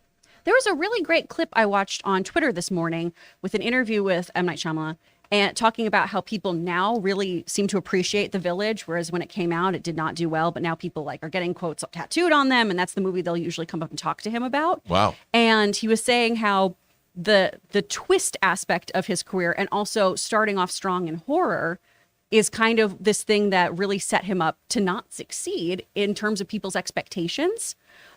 So I'm interested to see how this movie, because I really like his work, but it was talking about how like sometimes it's like a savory or sweet quota, right? Was this supposed to be the scariest thing you were going to see? Well, if it wasn't meant to be that and it didn't live up to that expectation, you're not going to enjoy this. Yeah. But were you here willing to see a film, a drama, a family, these things, then it'll meet your expectations. It just depends on the preconceived notions you have coming in. And I thought that was a really cool look at his particular oeuvre, just because we all associate him with the twist and with, ooh, something spooky's going to happen. But I'm interested to see this one though, Taylor, if you're willing to see it again. Yeah, I'll since see it I'm again. bad at scary stuff. I don't think there's anything in this film that you wouldn't be able to handle. There's no eye violence. Sweet. Thank you. It doesn't really show a lot of the gore either. Okay. It like cuts away. But one thing I did like about it was the use of close-ups. I thought it was really interesting that a lot of it is just like the actor's face. So you really get like great performances from Dave Bautista. The little girl who plays Wen, the daughter, she was incredible in this movie. She was so good. She keep popping up in interviews on my Instagram, and I love her. Yeah. She's so precious. Oh, she seems very sweet. So I thought she did great. Head over yeah, to it's 50 me. Shades of Tay for that review, y'all. Oh, thanks. What else we got? All right, next up is CJ Rebirth. How's it going, CJ? As a VA fan, I love the ones I knew, like Charlie Adler, Tom Kenny, and Jess Harnell were in Transformers 07 and Revenge of the Fallen, ignoring films 3 through 5. Oh yeah, they use a lot of voice actors in the Transformers films. Yeah, well, and they can do that because of the rich voice acting history of the animated series. Yeah, absolutely. So, I mean, come on, Orson Welles Mm-hmm. as Unicron. Yeah. F. Murray Abraham was a voice in there as well, right? He was incredible. I mean, a lot of those voices too. I know we have some celebrities who are supposed to be in these next few Transformers films, and sometimes these on-camera celebrities do a great job, other times not so much. But the range that a lot of these voice actors can get. I mean, Tom Kenny does tons and tons of stuff to get his voice to a place where it needs to be. I mean, from actual physical placement in his face to doing the little hit on his throat for his SpongeBob laugh and stuff. So they really know how to use those instruments and get the most interesting sound before it even gets through some post-production kind of filter. Which is All good. right. And Next. people can learn how to do that at your studio. Yeah. Speakfriendstudio.com. Yeah. Seconds from Disaster says Nick Offerman said on Jimmy Kimmel that he didn't even read the script for The Last of Us script. His wife read it and told him he needed to take the role. Good on Megan Mullally. That's He's what I was saying. wonderful. I watched him on that show, and he says, he walks out, he goes, and he looked great. He's like, my wife does everything. She picked this ensemble out. I listened to her, and he said he didn't read it, and that she had read it, and she's like, oh, the way he put it, she said, oh, you're going to Calgary. You know, you're going. Yeah. And then he just went up. Oh, I mean, if you are not following him on social media, I highly recommend it too. He and Megan Mullally are just relationship goals. I love everything about them. Yep. His comedy specials are really, really great too. I mean, they're wonderful. His book is great. All things Nick Offerman does. Go, Nick Wonderful. Offerman. Megan Mullally's great, too. She's wonderful. Next up is Anthony C. Today is my birthday. Happy birthday, Happy Anthony. birthday! Oh, thanks for spending it with us. Rob, can I send you my script? Yes. Oh, my God. Happy birthday. No. You would not. His birthday wish is to have you read his script, and you would deny. You would deny Anthony C. that birthday joy. Yes. Okay, Yes, I would. fair. Yes, I would. Looking up how to make a P.O. box for someone else. These are the two things I need to do. I need to make Rob a P.O. box for his scripts, and I need to make Ray a Tinder account. So I'll get right on that. Actually, if we can combine those two things, there could really be something. I'll get right on it. All right. Giorgio. Sorry about that. Giorgio? Giorgio. Yeah, that sounds better. How mad are you that Batman Beyond isn't announced yet? You can't rush excellence, baby. All good things come to those who wait. All right? It's gonna be there. It's gonna happen. We got to establish some things, and then I'm gonna get my Terry McGinnis movie. I'm gonna get it. I will get this. Did you hear me, Elseworlds, James? man. Yeah. That's where it's gonna pop up. I think so, It's too. going to happen. Mike Dude says Stephen Amell said he'd be open to playing Green Arrow in the DCU. Would you prefer him playing Green Arrow or a new actor? I love the idea of him being like, I'd be open to reprising my role in film. Yeah. No, I would love to see a classic Oliver Queen with the beard and the stash. I would love them to go, not just because I grew up in Seattle, I would love them to go back to that Mike Grell run and do like the Longbow Hunters. They kind of did it. A little bit. Sort of, but not like do it for real. Yeah. I mean, I love Green Arrow. Well, I think too, if we're already switching out the people who have been on screen for the films. I don't see us going back to the Arrowverse and No. pulling from there. Those actors could pop up in different roles, but I don't see, him coming back and be Ollie again. No. That just doesn't seem feasible or on the track that they seem to be going with. It's all fresh. It's true. All right. D. Murdoch says, shout out to the BBC. What up? LOL. Great time with y'all, but someone in the chat needs to be booted. Oh, Uh-oh. don't worry, D. Murdoch. I did that already. What did they do? I don't know. Is this okay? Where did they go? To the Chris. cornfield. I To don't Chap give up. Jail. Like in that Twilight Zone episode, you're a bad man. You're a very bad man. Oh my gosh, that little kid is terrifying. Billy Mooney. Yep. You're bad and I don't like you. And that's me in this chat. I'm that kid from Twilight Zone. You send him to the cornfield. All right. David Veal Jr. says, do you think James Gunn is using the authority as a threat in chapter, causing Superman to form Justice League? Very possibly. I mean, they're going to have to introduce all the characters for Justice League first, I would imagine. We're going to get Batman. We're going to get Superman. We've got the lanterns. But I do think that the authority are being set up as the people that are already in charge, maybe. But I Yeah. think that they're going to be foils. Same with the Creature Commandos. I love the fact that I don't know if it's going to be a period piece, but can you imagine the Creature Commandos monsters are the people that have been fighting for the side of good?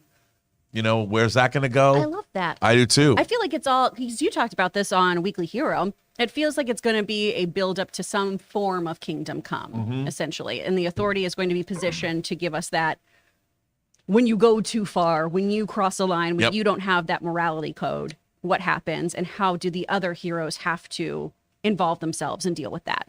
Indeed. All right. The OK channel. If you hear the quote, what is grief except love persevering, and think this is stuff made just for kids, respect to Seth, but wow. Well, and that's it. I mean, there's definitely moments that are really, really beautiful and heartbreaking. But again, it is personal taste. I don't share that taste personally. Right. I mean, it also depends on. Look, there are people.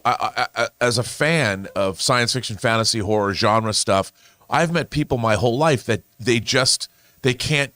They're not that imaginative. They're much more pragmatic. Like my own mom. It's weird that she raised me, but she was always supportive of my interests. But my mother, flights of fancy were something that never really vibed with her because she was such a pragmatic person. So she didn't grow up with the kind of imagination she instilled in me or allowed to flourish. So, people are different in that way. Not everybody. People look at comic books and like, aren't those for kids? They don't see the value. They might never see the value in those things, but that doesn't mean they're wrong. They're just different kinds of people. They're wrong, but they're different kinds of people. Next up, we have Victor Rodriguez. Saw John Wick 1 and 2. Need to see Chapter 3 still.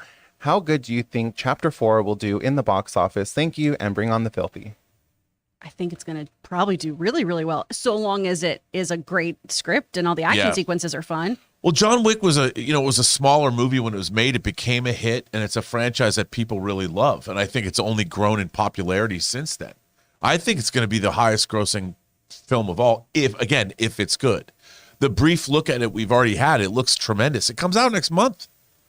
Where's the new John Wick 4 trailer? Yeah. I want to see people getting shot in the head. He go for that headshot, John. I'm really excited to just do a John Wick day too and like prep for it. It's going to be so fun because all of those are streaming now. Logan and I are super, super excited. Love him. I do I have too. to look away at parts, but I still really like him. All right, Calvin Patel. Early season 2 renewals for 1923 and that 90s show. Oh, Rob, congratulations. No, okay, it's fine. But it's funny because 1923 was always announced as a 2-season show. That's how it was billed when it was first made.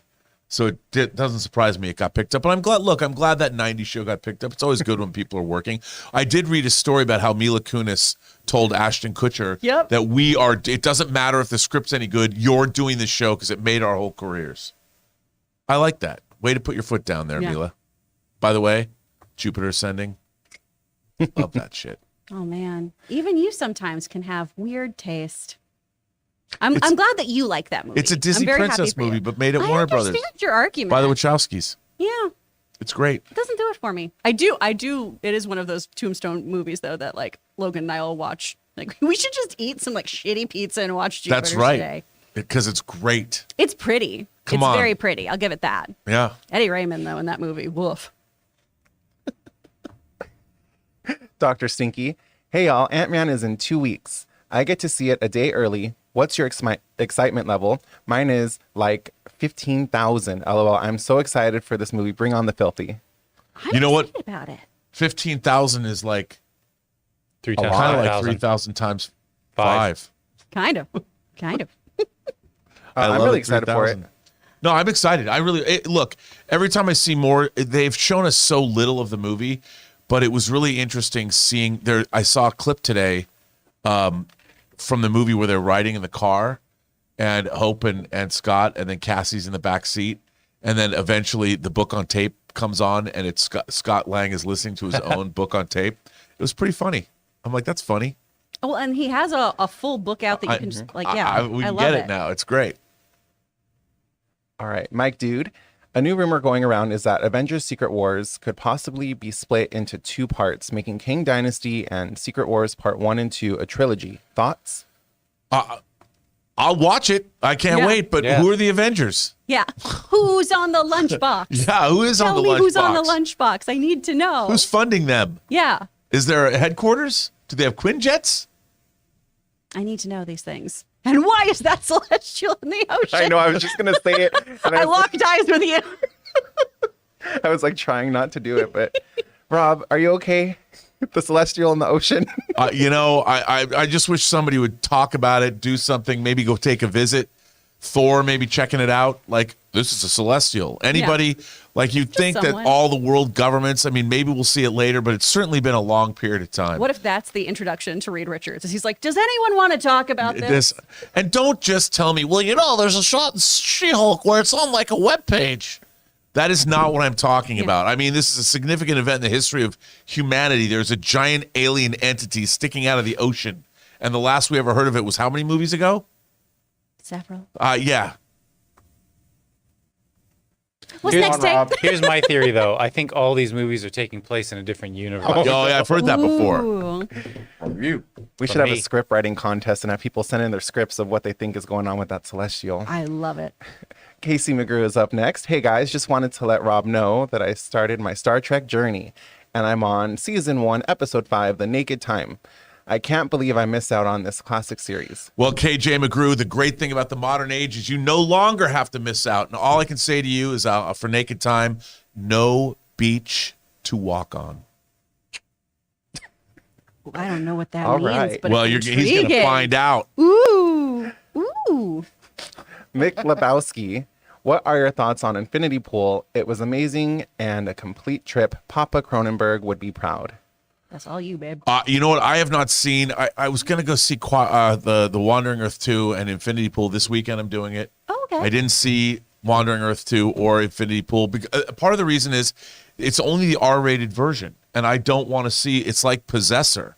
I got the NC-17 version or the unrated version on disc, and I might wait to see Infinity Pool till I can watch the NC-17 version on home video. I don't like to see R-rated films, but I'm a huge look. This is Brandon Cronenberg's 3rd film after Antiviral. Then he made Possessor with Andrea Riseborough, who stars in Possessor, and she was great. And now Infinity Pool.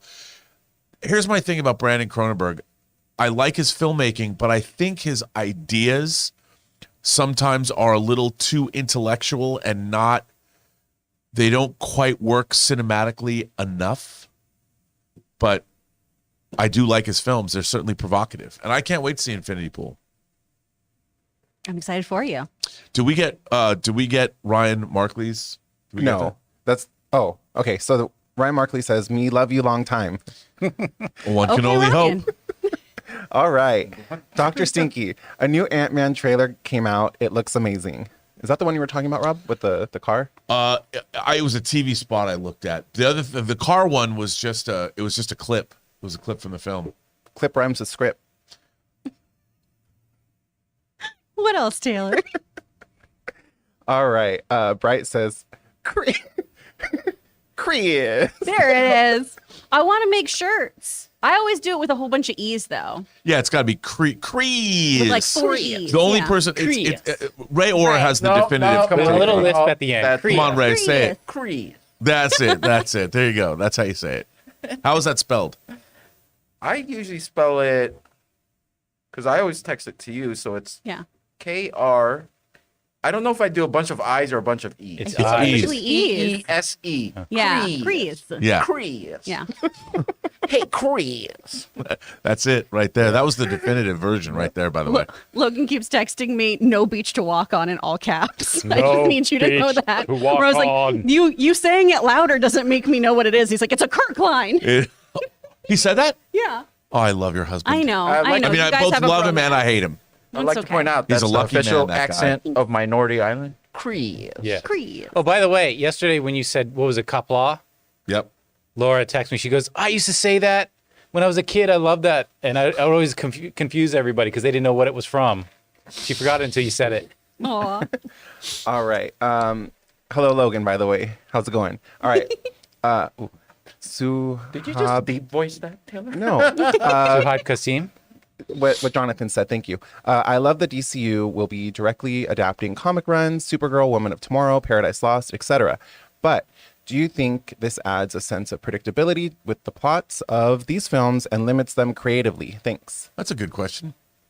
Oh, I missed the. I mean, I don't look. I don't just because they're based on a comic book run, as we know from the Marvel cinematic universe, they use the comic runs to inform what they're going to do to make them work cinematically.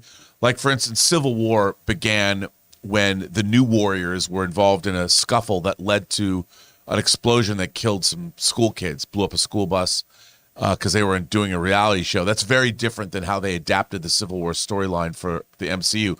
So I think they're going to use the comics as a jumping off point to inform the movies. They're not going to be exact translations. So I think that there's going to be enough creative license that we're still going to be excited by what we get. But again, could all shit the bed. It could. But I don't think it will. I hope it doesn't. Me too. Because I ain't changing those sheets. No. Oh Yeah. my gosh. Yeah. Vixter 5001. Their female side of the acting races was much stronger than the men. I have 8 women. I'd happily seen both in the lead and supporting. Ooh, that's an Yeah. interesting take, Vixter. I mean, there's 2 people for me in the best actor category, whereas the best female actor won this season. I'm just like, there's a lot of contenders here. Yep. There's some other people I would have added too, though. I agree. Yeah. There's a lot of good people. All right. D. Murdoch. LMFAO. Crispy Savage in the chat. Who, me? No, I'm missing it. I'm a sweet little lady. I don't even see what's happening right now. I know I'm missing it. No, these are all from older. These are from a while okay, ago. okay. They wrote this in, 33 minutes ago. Oh, All right, true. we'll have a recap after Yeah. the show. Yo, long time ago. I'm doing the show. I'm in the chat. I'm everywhere, motherfuckers. Let's go. Woohoo! That was scary. Chris Kringle. I'm Okay. a little scared. Mark Newman. Most movies, Chris. Informed optimism new. Horror movie, Chris. Fuck this movie. That is fair. That's a fair assessment of how I view True. these things. I should give it the old college try, but life is so short. And unless somebody tells me about how I can deal with a movie and kind of holds my hand through it, there's just certain movies that, much like Seth Rogen was talking about his own opinion, there's just a certain type of movie that I do not enjoy seeing. I don't want to spend my limited free time on this lovely little rock watching those kinds of movies because they make me feel bad in my tummy, and that's I not should how I loan wanna you a spend my time. Serbian film. I feel like you shouldn't. I have the unrated, uncut version. You can watch it. I don't want that. I would never do that. If you Thank if you you. skip over all the scary parts, it's just a movie about someone struggling with their emotions. See, well, if I could get that cut, I'd be in. Yeah. About a porn star. Okay. Is that why it's uncut? What, the Serbian movie, or what are we talking about? A Serbian film is about a porn star. Oh, gotcha. I'm just going to guess A that this is reformed porn star. Okay. That gets pulled back in. Okay. pronounced Gustav. Hey crew, love the show. Last of Us Season 2 was announced.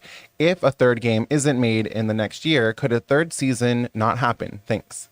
I mean, it potentially couldn't. We've talked about this, of how the creators really like an ending. Yep. And while they have some pieces of a script for a third game and things that Druckmann has talked about that might not see the light of day, but there are some pieces of a story in an extended world that he'd like to see used, they both have talked ad nauseum about how they appreciate a solid ending. And we've seen other shows really, really just kind of be dragged through the ground when they should have come to a conclusion. Yeah, I don't really see a third part to The Last of Us. Yeah. I don't think so. I need to say, too, I have not finished the second game. What I know of the second game, I don't understand where the story would go. You know what I do think, though? I think that anybody that is a Last of Us fan should take up golf. Oh, no.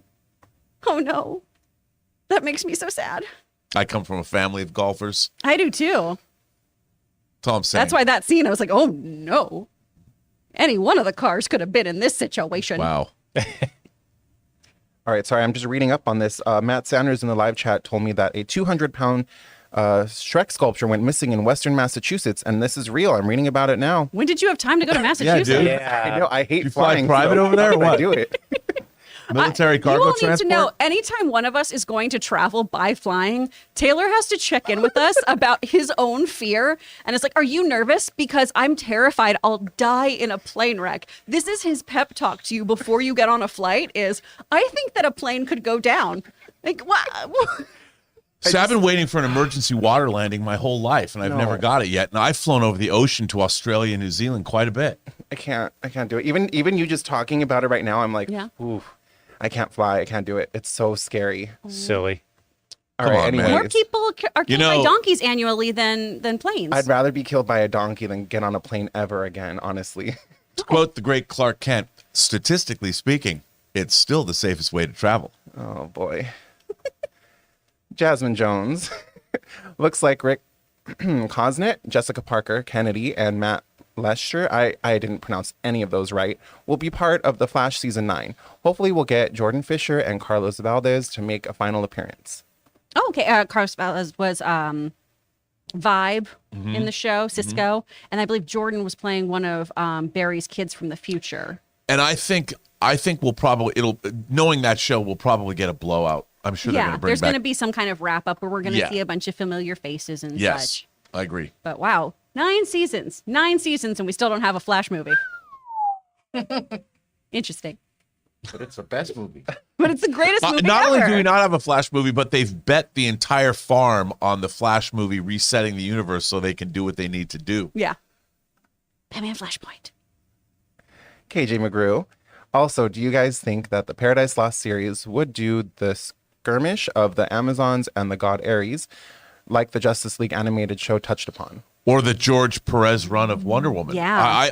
Well, you know, Ares was in the first Wonder Woman movie, you know, the big bad. I think that could be there. I mean, I'd like to see a lot of what George Perez did in that Wonder Woman comic was really interesting because he leaned heavily into the mythological of it all. I mean, to be honest, I would love to see the gods in that show as well. Like, deciding to even create Paradise Island, to create the Amazons, or what was the political machinations behind that decision?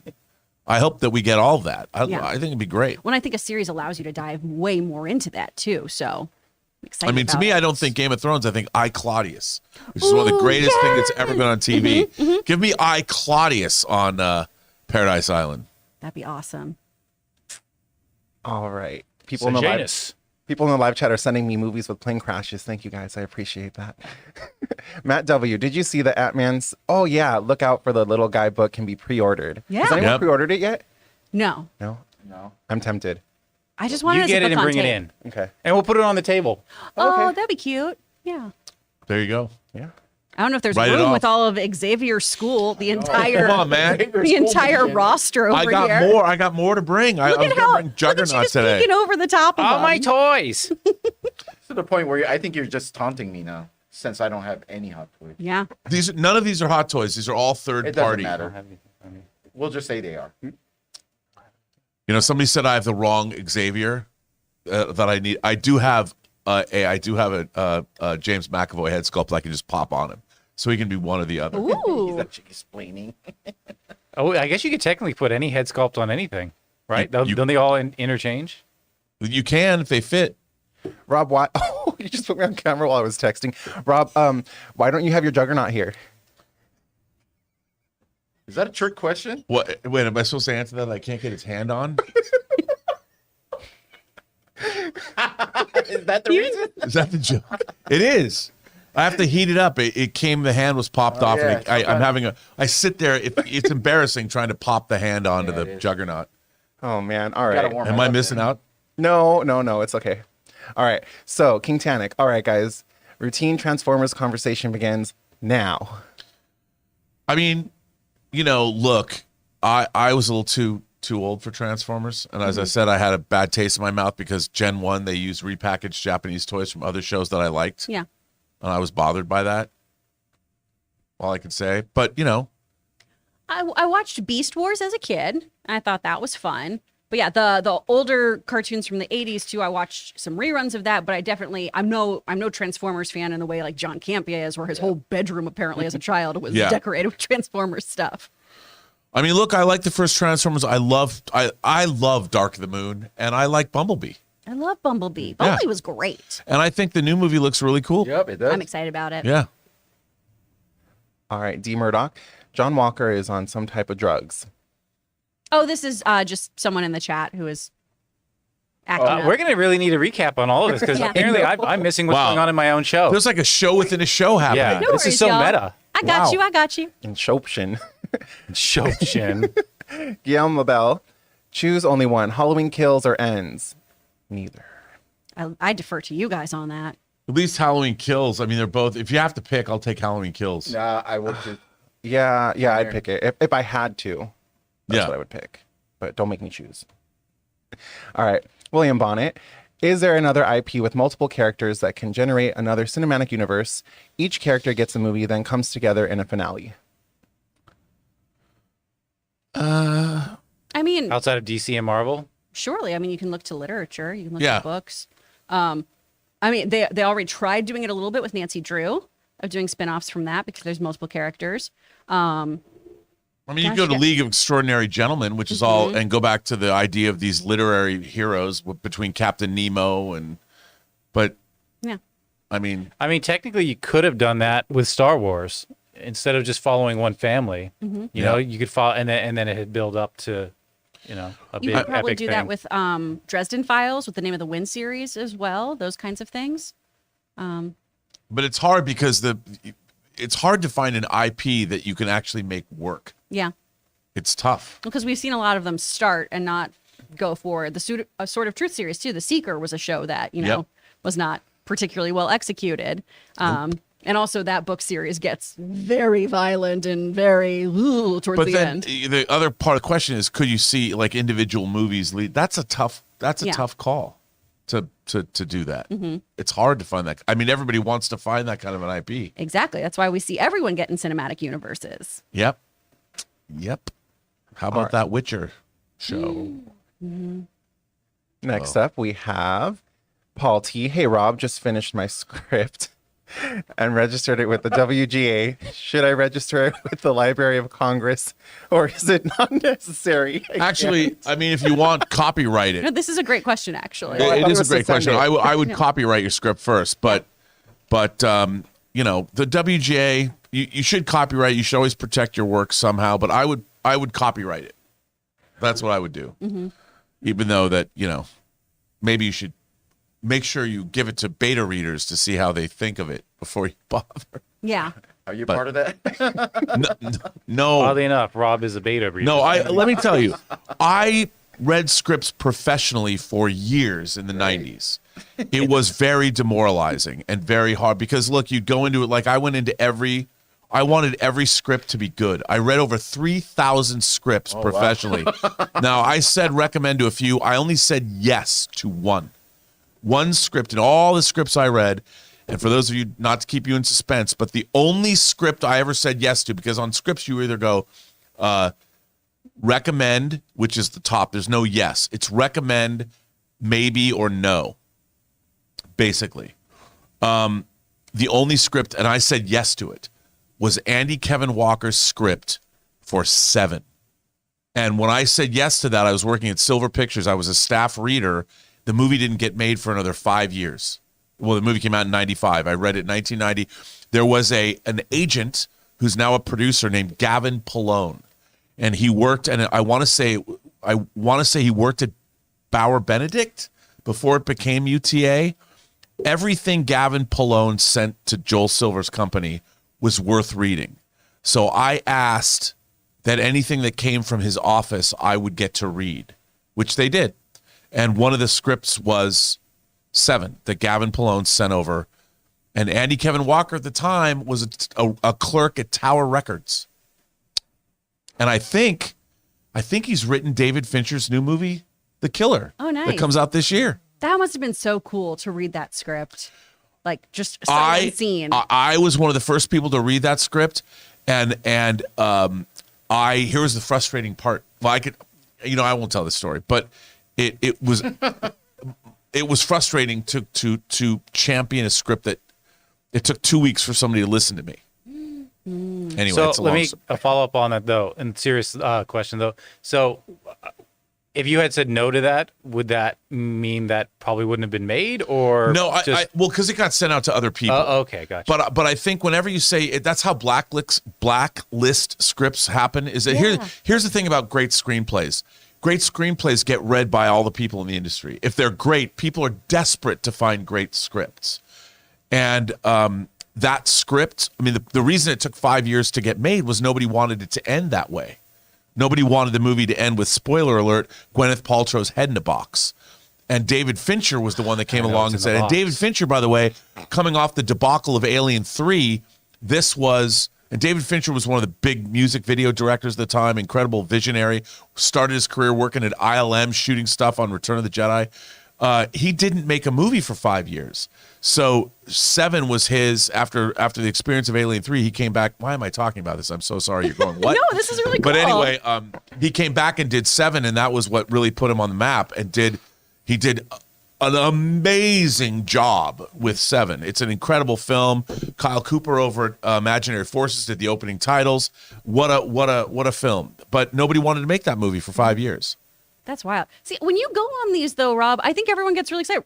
Ray and I were talking about this before the show started. You have done so many jobs in Hollywood, and it's super interesting to get your feedback and your whole thought process on these things. Just because I've never had these jobs. I've done some ADR script pump ups, and I've done obviously things in front of the camera and a little bit of minor producing. I haven't worked to the extent that you have. So it's really, really cool to get your perspective on all true of that. Robert Wood stories. Remind me to tell you the story of how I got in trouble when I was a reader at William Morris about the William Wisher script of Draft of Judge Dredd. Oh, hell yeah. And John Woo. That's a good story. Sweet. I won't tell it now, though. I'm excited.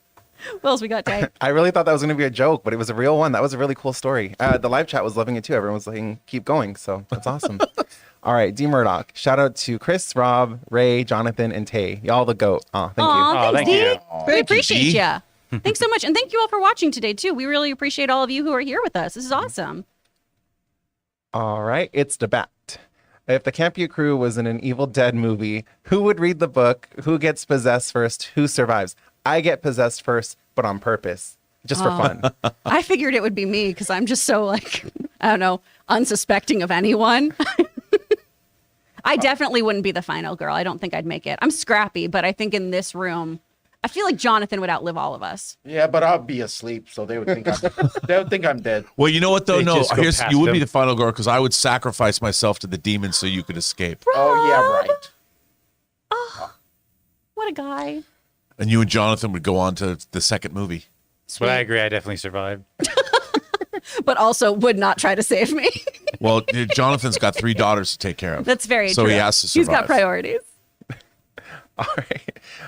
Let's see. Oh, do we do? Do we do Ghost Stop? Hang on. Sorry. No, it's There Paul we go. T. Paul Oh, there we T. go. Paul T. Sorry, I meant having it copyright it besides having it register at the WGA. Thank you. Oh, that was a follow-up. Oh, to that's the why I was script. confused. Okay, yeah. And by the way, for those of you who don't know, here's another thing you can do. You can put your script in a manila envelope and mail it to yourself and don't open the package. That's an extra added bit of protection. So send it to yourself registered mail and have it keep the receipt and don't open the package. Wait, what does that do? Well, it shows that it's yours. It gives you a bit of legal protection. Oh, that okay. what is Just that mere act of doing that. Yes, because it's like an official government. You can then prove. You can say if let's say That's interesting. Let's say Wow. somebody stole your script and there was some kind of a dispute. You would have. It's kind of like having evidence that's sealed. Like you're sending yourself on your phone like a photo that you took or something. Well, yeah, but that's this way. It's got an official government. Because it's the U.S. Post Office, it has an. It's considered Right, official because you can't fake it. Okay. That's cool. Yeah. All right. Gostop says, love y'all. Jonathan was wondering if it would be possible to put the video show on the Spotify podcast like the other podcasts do. Thanks, y'all. Oh, It's actually interesting you mentioned that. We don't have an official plan yet, but we are thinking about testing that feature with Spotify video where you upload the video to it. You can either listen to it audio-wise or get the video as well. Maybe, no promises, maybe in a week, maybe 2 weeks, we'll be launching a test of that. But nothing's written in stone yet. But we're aware of it, and we're thinking about it. All right. Let's see. Affair. Phase 4's themes has been grief, making it seem to me the least kid-oriented phase yet. Aunt May, Vision, and Wanda's kids. Shang-Chi's mom, T'Challa and Ramonda. Ajak, Gilgamesh, Icarus, and Gore's people. That's I true. agree. It's been a big through line throughout the Yeah. phase. And I do think that is why it's a little more elevated than maybe your typical superhero fare. But again, everyone has an opinion, and opinions are like assholes. They just don't have to make you one. You can be nice about your stuff. It's true. Yeah. But that's true. I mean, I do think that there's a great point there. That's why I think Thor: Love and Thunder disappointed me so much. They could have really leaned that could have been a really meaningful. Not that it wasn't, but it always went for the comedy, and I think that film could have been a really poignant, really hard hitting film, like really resonant and emotional. And it was kind of a goof, and I wished it was more because Gore the God Butcher's whole journey was really profound. And Yeah. it was I think with that material, it was a real missed opportunity. Well, and if you go back and read the comics of that, which I highly, highly recommend, I mean, it really is an exploration of how your faith can be broken and the loss of your whole worldview can be shattered when it comes to your own personal loss. And when somebody is a very devoted follower of something, when they are continually denied joy, how that shifts who you are and how you will do anything if you suffer enough. And I think it's a really, really interesting character study. Sure, he looks like a Twi'lek. Sure, he is a very like alien-looking character, but it's such a human story that I think so many people can relate to. So really, really go read those comics, you guys, because it's a very different kind of thing that I would have liked Christian Bale to be able to dive into more. You know, speaking of scripts, and I'm drawing a total blank. There was a script that was going to get made. I don't know if it was a Blacklist script about like these priests that find that there's no God. And they decide to rail at heaven by becoming horrible, like committing all these awful crimes. I'm not doing this justice, but it's a script I only heard about and want to read. So if you find that, I don't know what it's called, but I'd love to read it. Sounds like everyday life for some people. All right. So we have a super chat from Jono Troshani, just to be supportive. Thank you so much. Thank I you. appreciate that. TJ Perry is up next. I find it funny that Seth Rogen, who helped on The Boys Diabolical, that had a literal piece of crap as a main character, says the MCU is for kids. It's a fair point, TJ. It is a fair point. That is a great episode, though. That Aquafina episode of It's Diabolical really good. is really fun. But yeah. I get it, but also the delivery is like not for kids. It's not like pee pee poo poo. It's like you're not gonna let your kids watch that. Yeah, it's that's the definitely point. geared towards an adult audience. Yeah. All right. Next up is In Bang. Have you guys seen Sorry to Bother You? Just saw the film and the ending was insane. I have not. I have not seen it as either. I haven't seen it yet either. It came out in 2018, though. I remember wanting to go see it, and then I Yep. just never got my butt to the theater. what movie? Sorry to Sorry to bother bother you. you. Oh yeah, okay. Were you sleeping? No, he's just working on some Yeah. graphics. All right, D Murdoch is up next. Hey y'all, this is for Authority Anthony in the chat. What comic book run for Superman is James Gunn going to be adapting for Superman Legacy? Oh man, Dee, that's really sweet of you to put in a super chat for somebody else who was talking in the chat about something. I love that. I believe one of the things that has been going around is All-Star. Yeah, All-Star Superman. I think he's going to touch on Superman for all seasons too. I hope so. I do too. That's what I've said. I've said that they should adapt that as a movie, spring, summer, winter, fall. If you want to see Rob really deep dive into that too, we have a weekly hero episode. You should definitely be tuning into those. But when we have our issues on Superman for all seasons, Rob explains that issue so beautifully, and I think he makes a really, really great case for using that. I would love it. Have you guys seen the animated movie All-Star Superman? I haven't seen that one. I actually thought it was pretty good. Okay. I Yeah. actually really liked it. I'll have to tune into that one. Yep. All right, TJ Slab Dragon Watson, what's up? How's it going? Don't be a victim of spec books. Avoid for 6 months, they'll drop back down. Yeah, but you can sell yours now. No, but you're not wrong. I mean, that's you're doing good business there. But if you're in the business of making money, if they go up now, you sell high, right? Yeah. Yeah. You don't want your book to value to go down. That's very if true. if you're selling, not if you're collecting. If you're just getting them for you. Yeah. Yeah. Yes. Then just wait. Yeah. Yeah. Just wait. Wait until people forget. Yeah. I agree. All right, Stephen DeLint Routers. I think I pronounced that one right. To come back on my message regarding Peter Pan and Wendy from yesterday, it's being directed by David Lowery, who did The Green Knight, and it's slated to release on Disney Plus this year. Yeah, I looked that up because I didn't know much about it. I'm looking forward to that. Retelling of the whole Peter Pan story. I love The Green Knight. I mean, I can't wait to see what he's going to do with that. I mean, it's going to be the same approach as Arthurian mythology. I think it's going to be great. Mm-hmm. Looking forward to it. But why just Disney Plus? All right, Bobby Jackson's up next. I get narratively Jack had to die. Oh no, here we go with the door. But realistically, I always wondered why not take turns on the door, not both being on the door.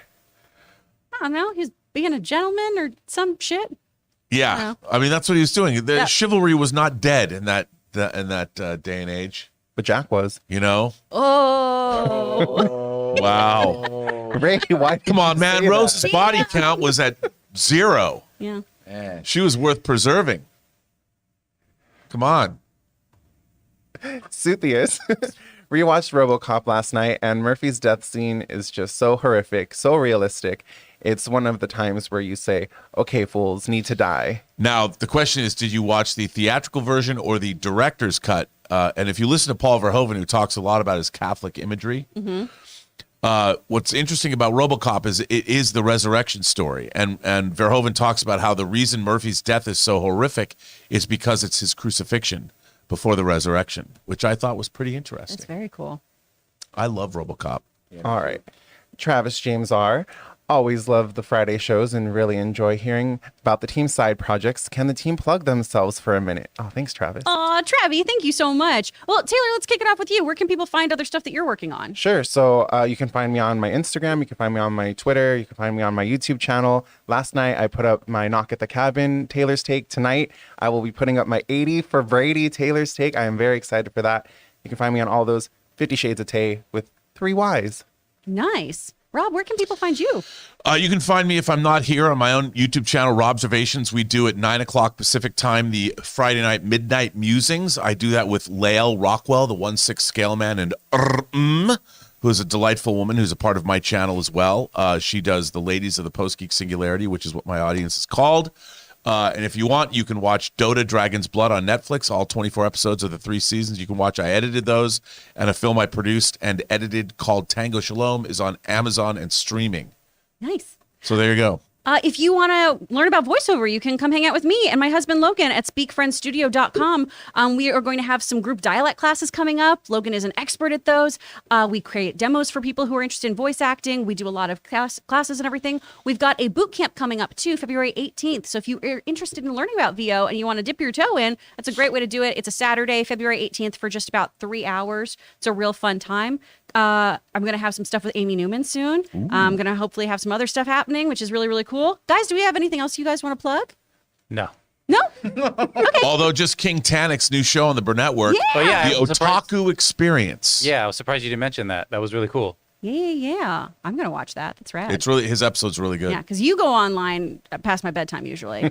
Well, the Otaku Experience is a pre-recorded show, Sweet. produced show that will drop every Thursday at 2 p.m. Pacific time. Oh, it's perfect. I'm home. Yep. Okay, that's awesome. Yeah. And he does a great job. And you know what? If you don't want to sit for an hour, all the subjects are laid out. You can go through every section. It's all done very, very well. Nice. King Titanic knows what's up. Cool. Nice. Thanks for giving us the opportunity to do that, Travis. That was real sweet of you. We appreciate you. Yeah, thank you, Travis. All right, next up we have Naphtali Coder. Sorry if I mispronounced that. I keep seeing articles about Daisy Ridley basically saying she's available for more Star Wars. I wonder, is she not getting enough work? I mean, I think she really enjoyed doing Yeah. Star Wars. Actor wants a job. Yeah. Film at 11. I was going to say, let's head over to her IMDb page too and see if she's got anything. Yeah, I in the saw that works she was right doing now. something new. Doing some indie stuff right Yeah. now. Yeah. I mean, here's the thing about British actors is I think British actors have long careers because they can go back to the stage, they can do their TV. There's so many great things that are being made in England. So Yeah. I think that she'll probably be working for a very long time. But who wouldn't want some of that Star Wars cheddar? She's got a film coming out this year called Sometimes I Think About Dying. So she's doing a lot of different stuff, and she's young too. So Yeah. I know she loved being Rey, and there's constantly other things. You know, if you look at some of the animated shows too that bring back other Jedi and look at their explorations through time, I think, you know, she's just letting them know she enjoyed it. And I think you have to, in the current Star Wars climate, say if you did like being part of it, because, you know, fans, whatever your opinion of it is, sometimes people were saying that she was a Mary Sue and she wasn't a good fit and blah, blah, blah, blah, blah, the character Rey. And, you know, it's awesome if you, despite those criticisms, can just say, hey, no, I enjoyed my time here. I really like this character. I'd totally go back to it. Totally true. Yeah. All right, next up we have, I think we're on Kurt. Nancy Drew and a few other CW shows got pushed back to debut in the summer instead of winter. Anyone know why? Maybe they're trying to stretch out their remaining inherited scripted content. Probably. I'm not sure. I mean, that means we're not going to see Aaron Cummings I know. sooner rather than later. I know. Or maybe there's hope because they were like, Aaron's so good on this show. Let's just give her another. Let's she's give her got a front, another she's got- season. Yeah. Create a spinoff. Give her Yeah. a starring. Give Just her give her a a show spin-off. starring. Yeah.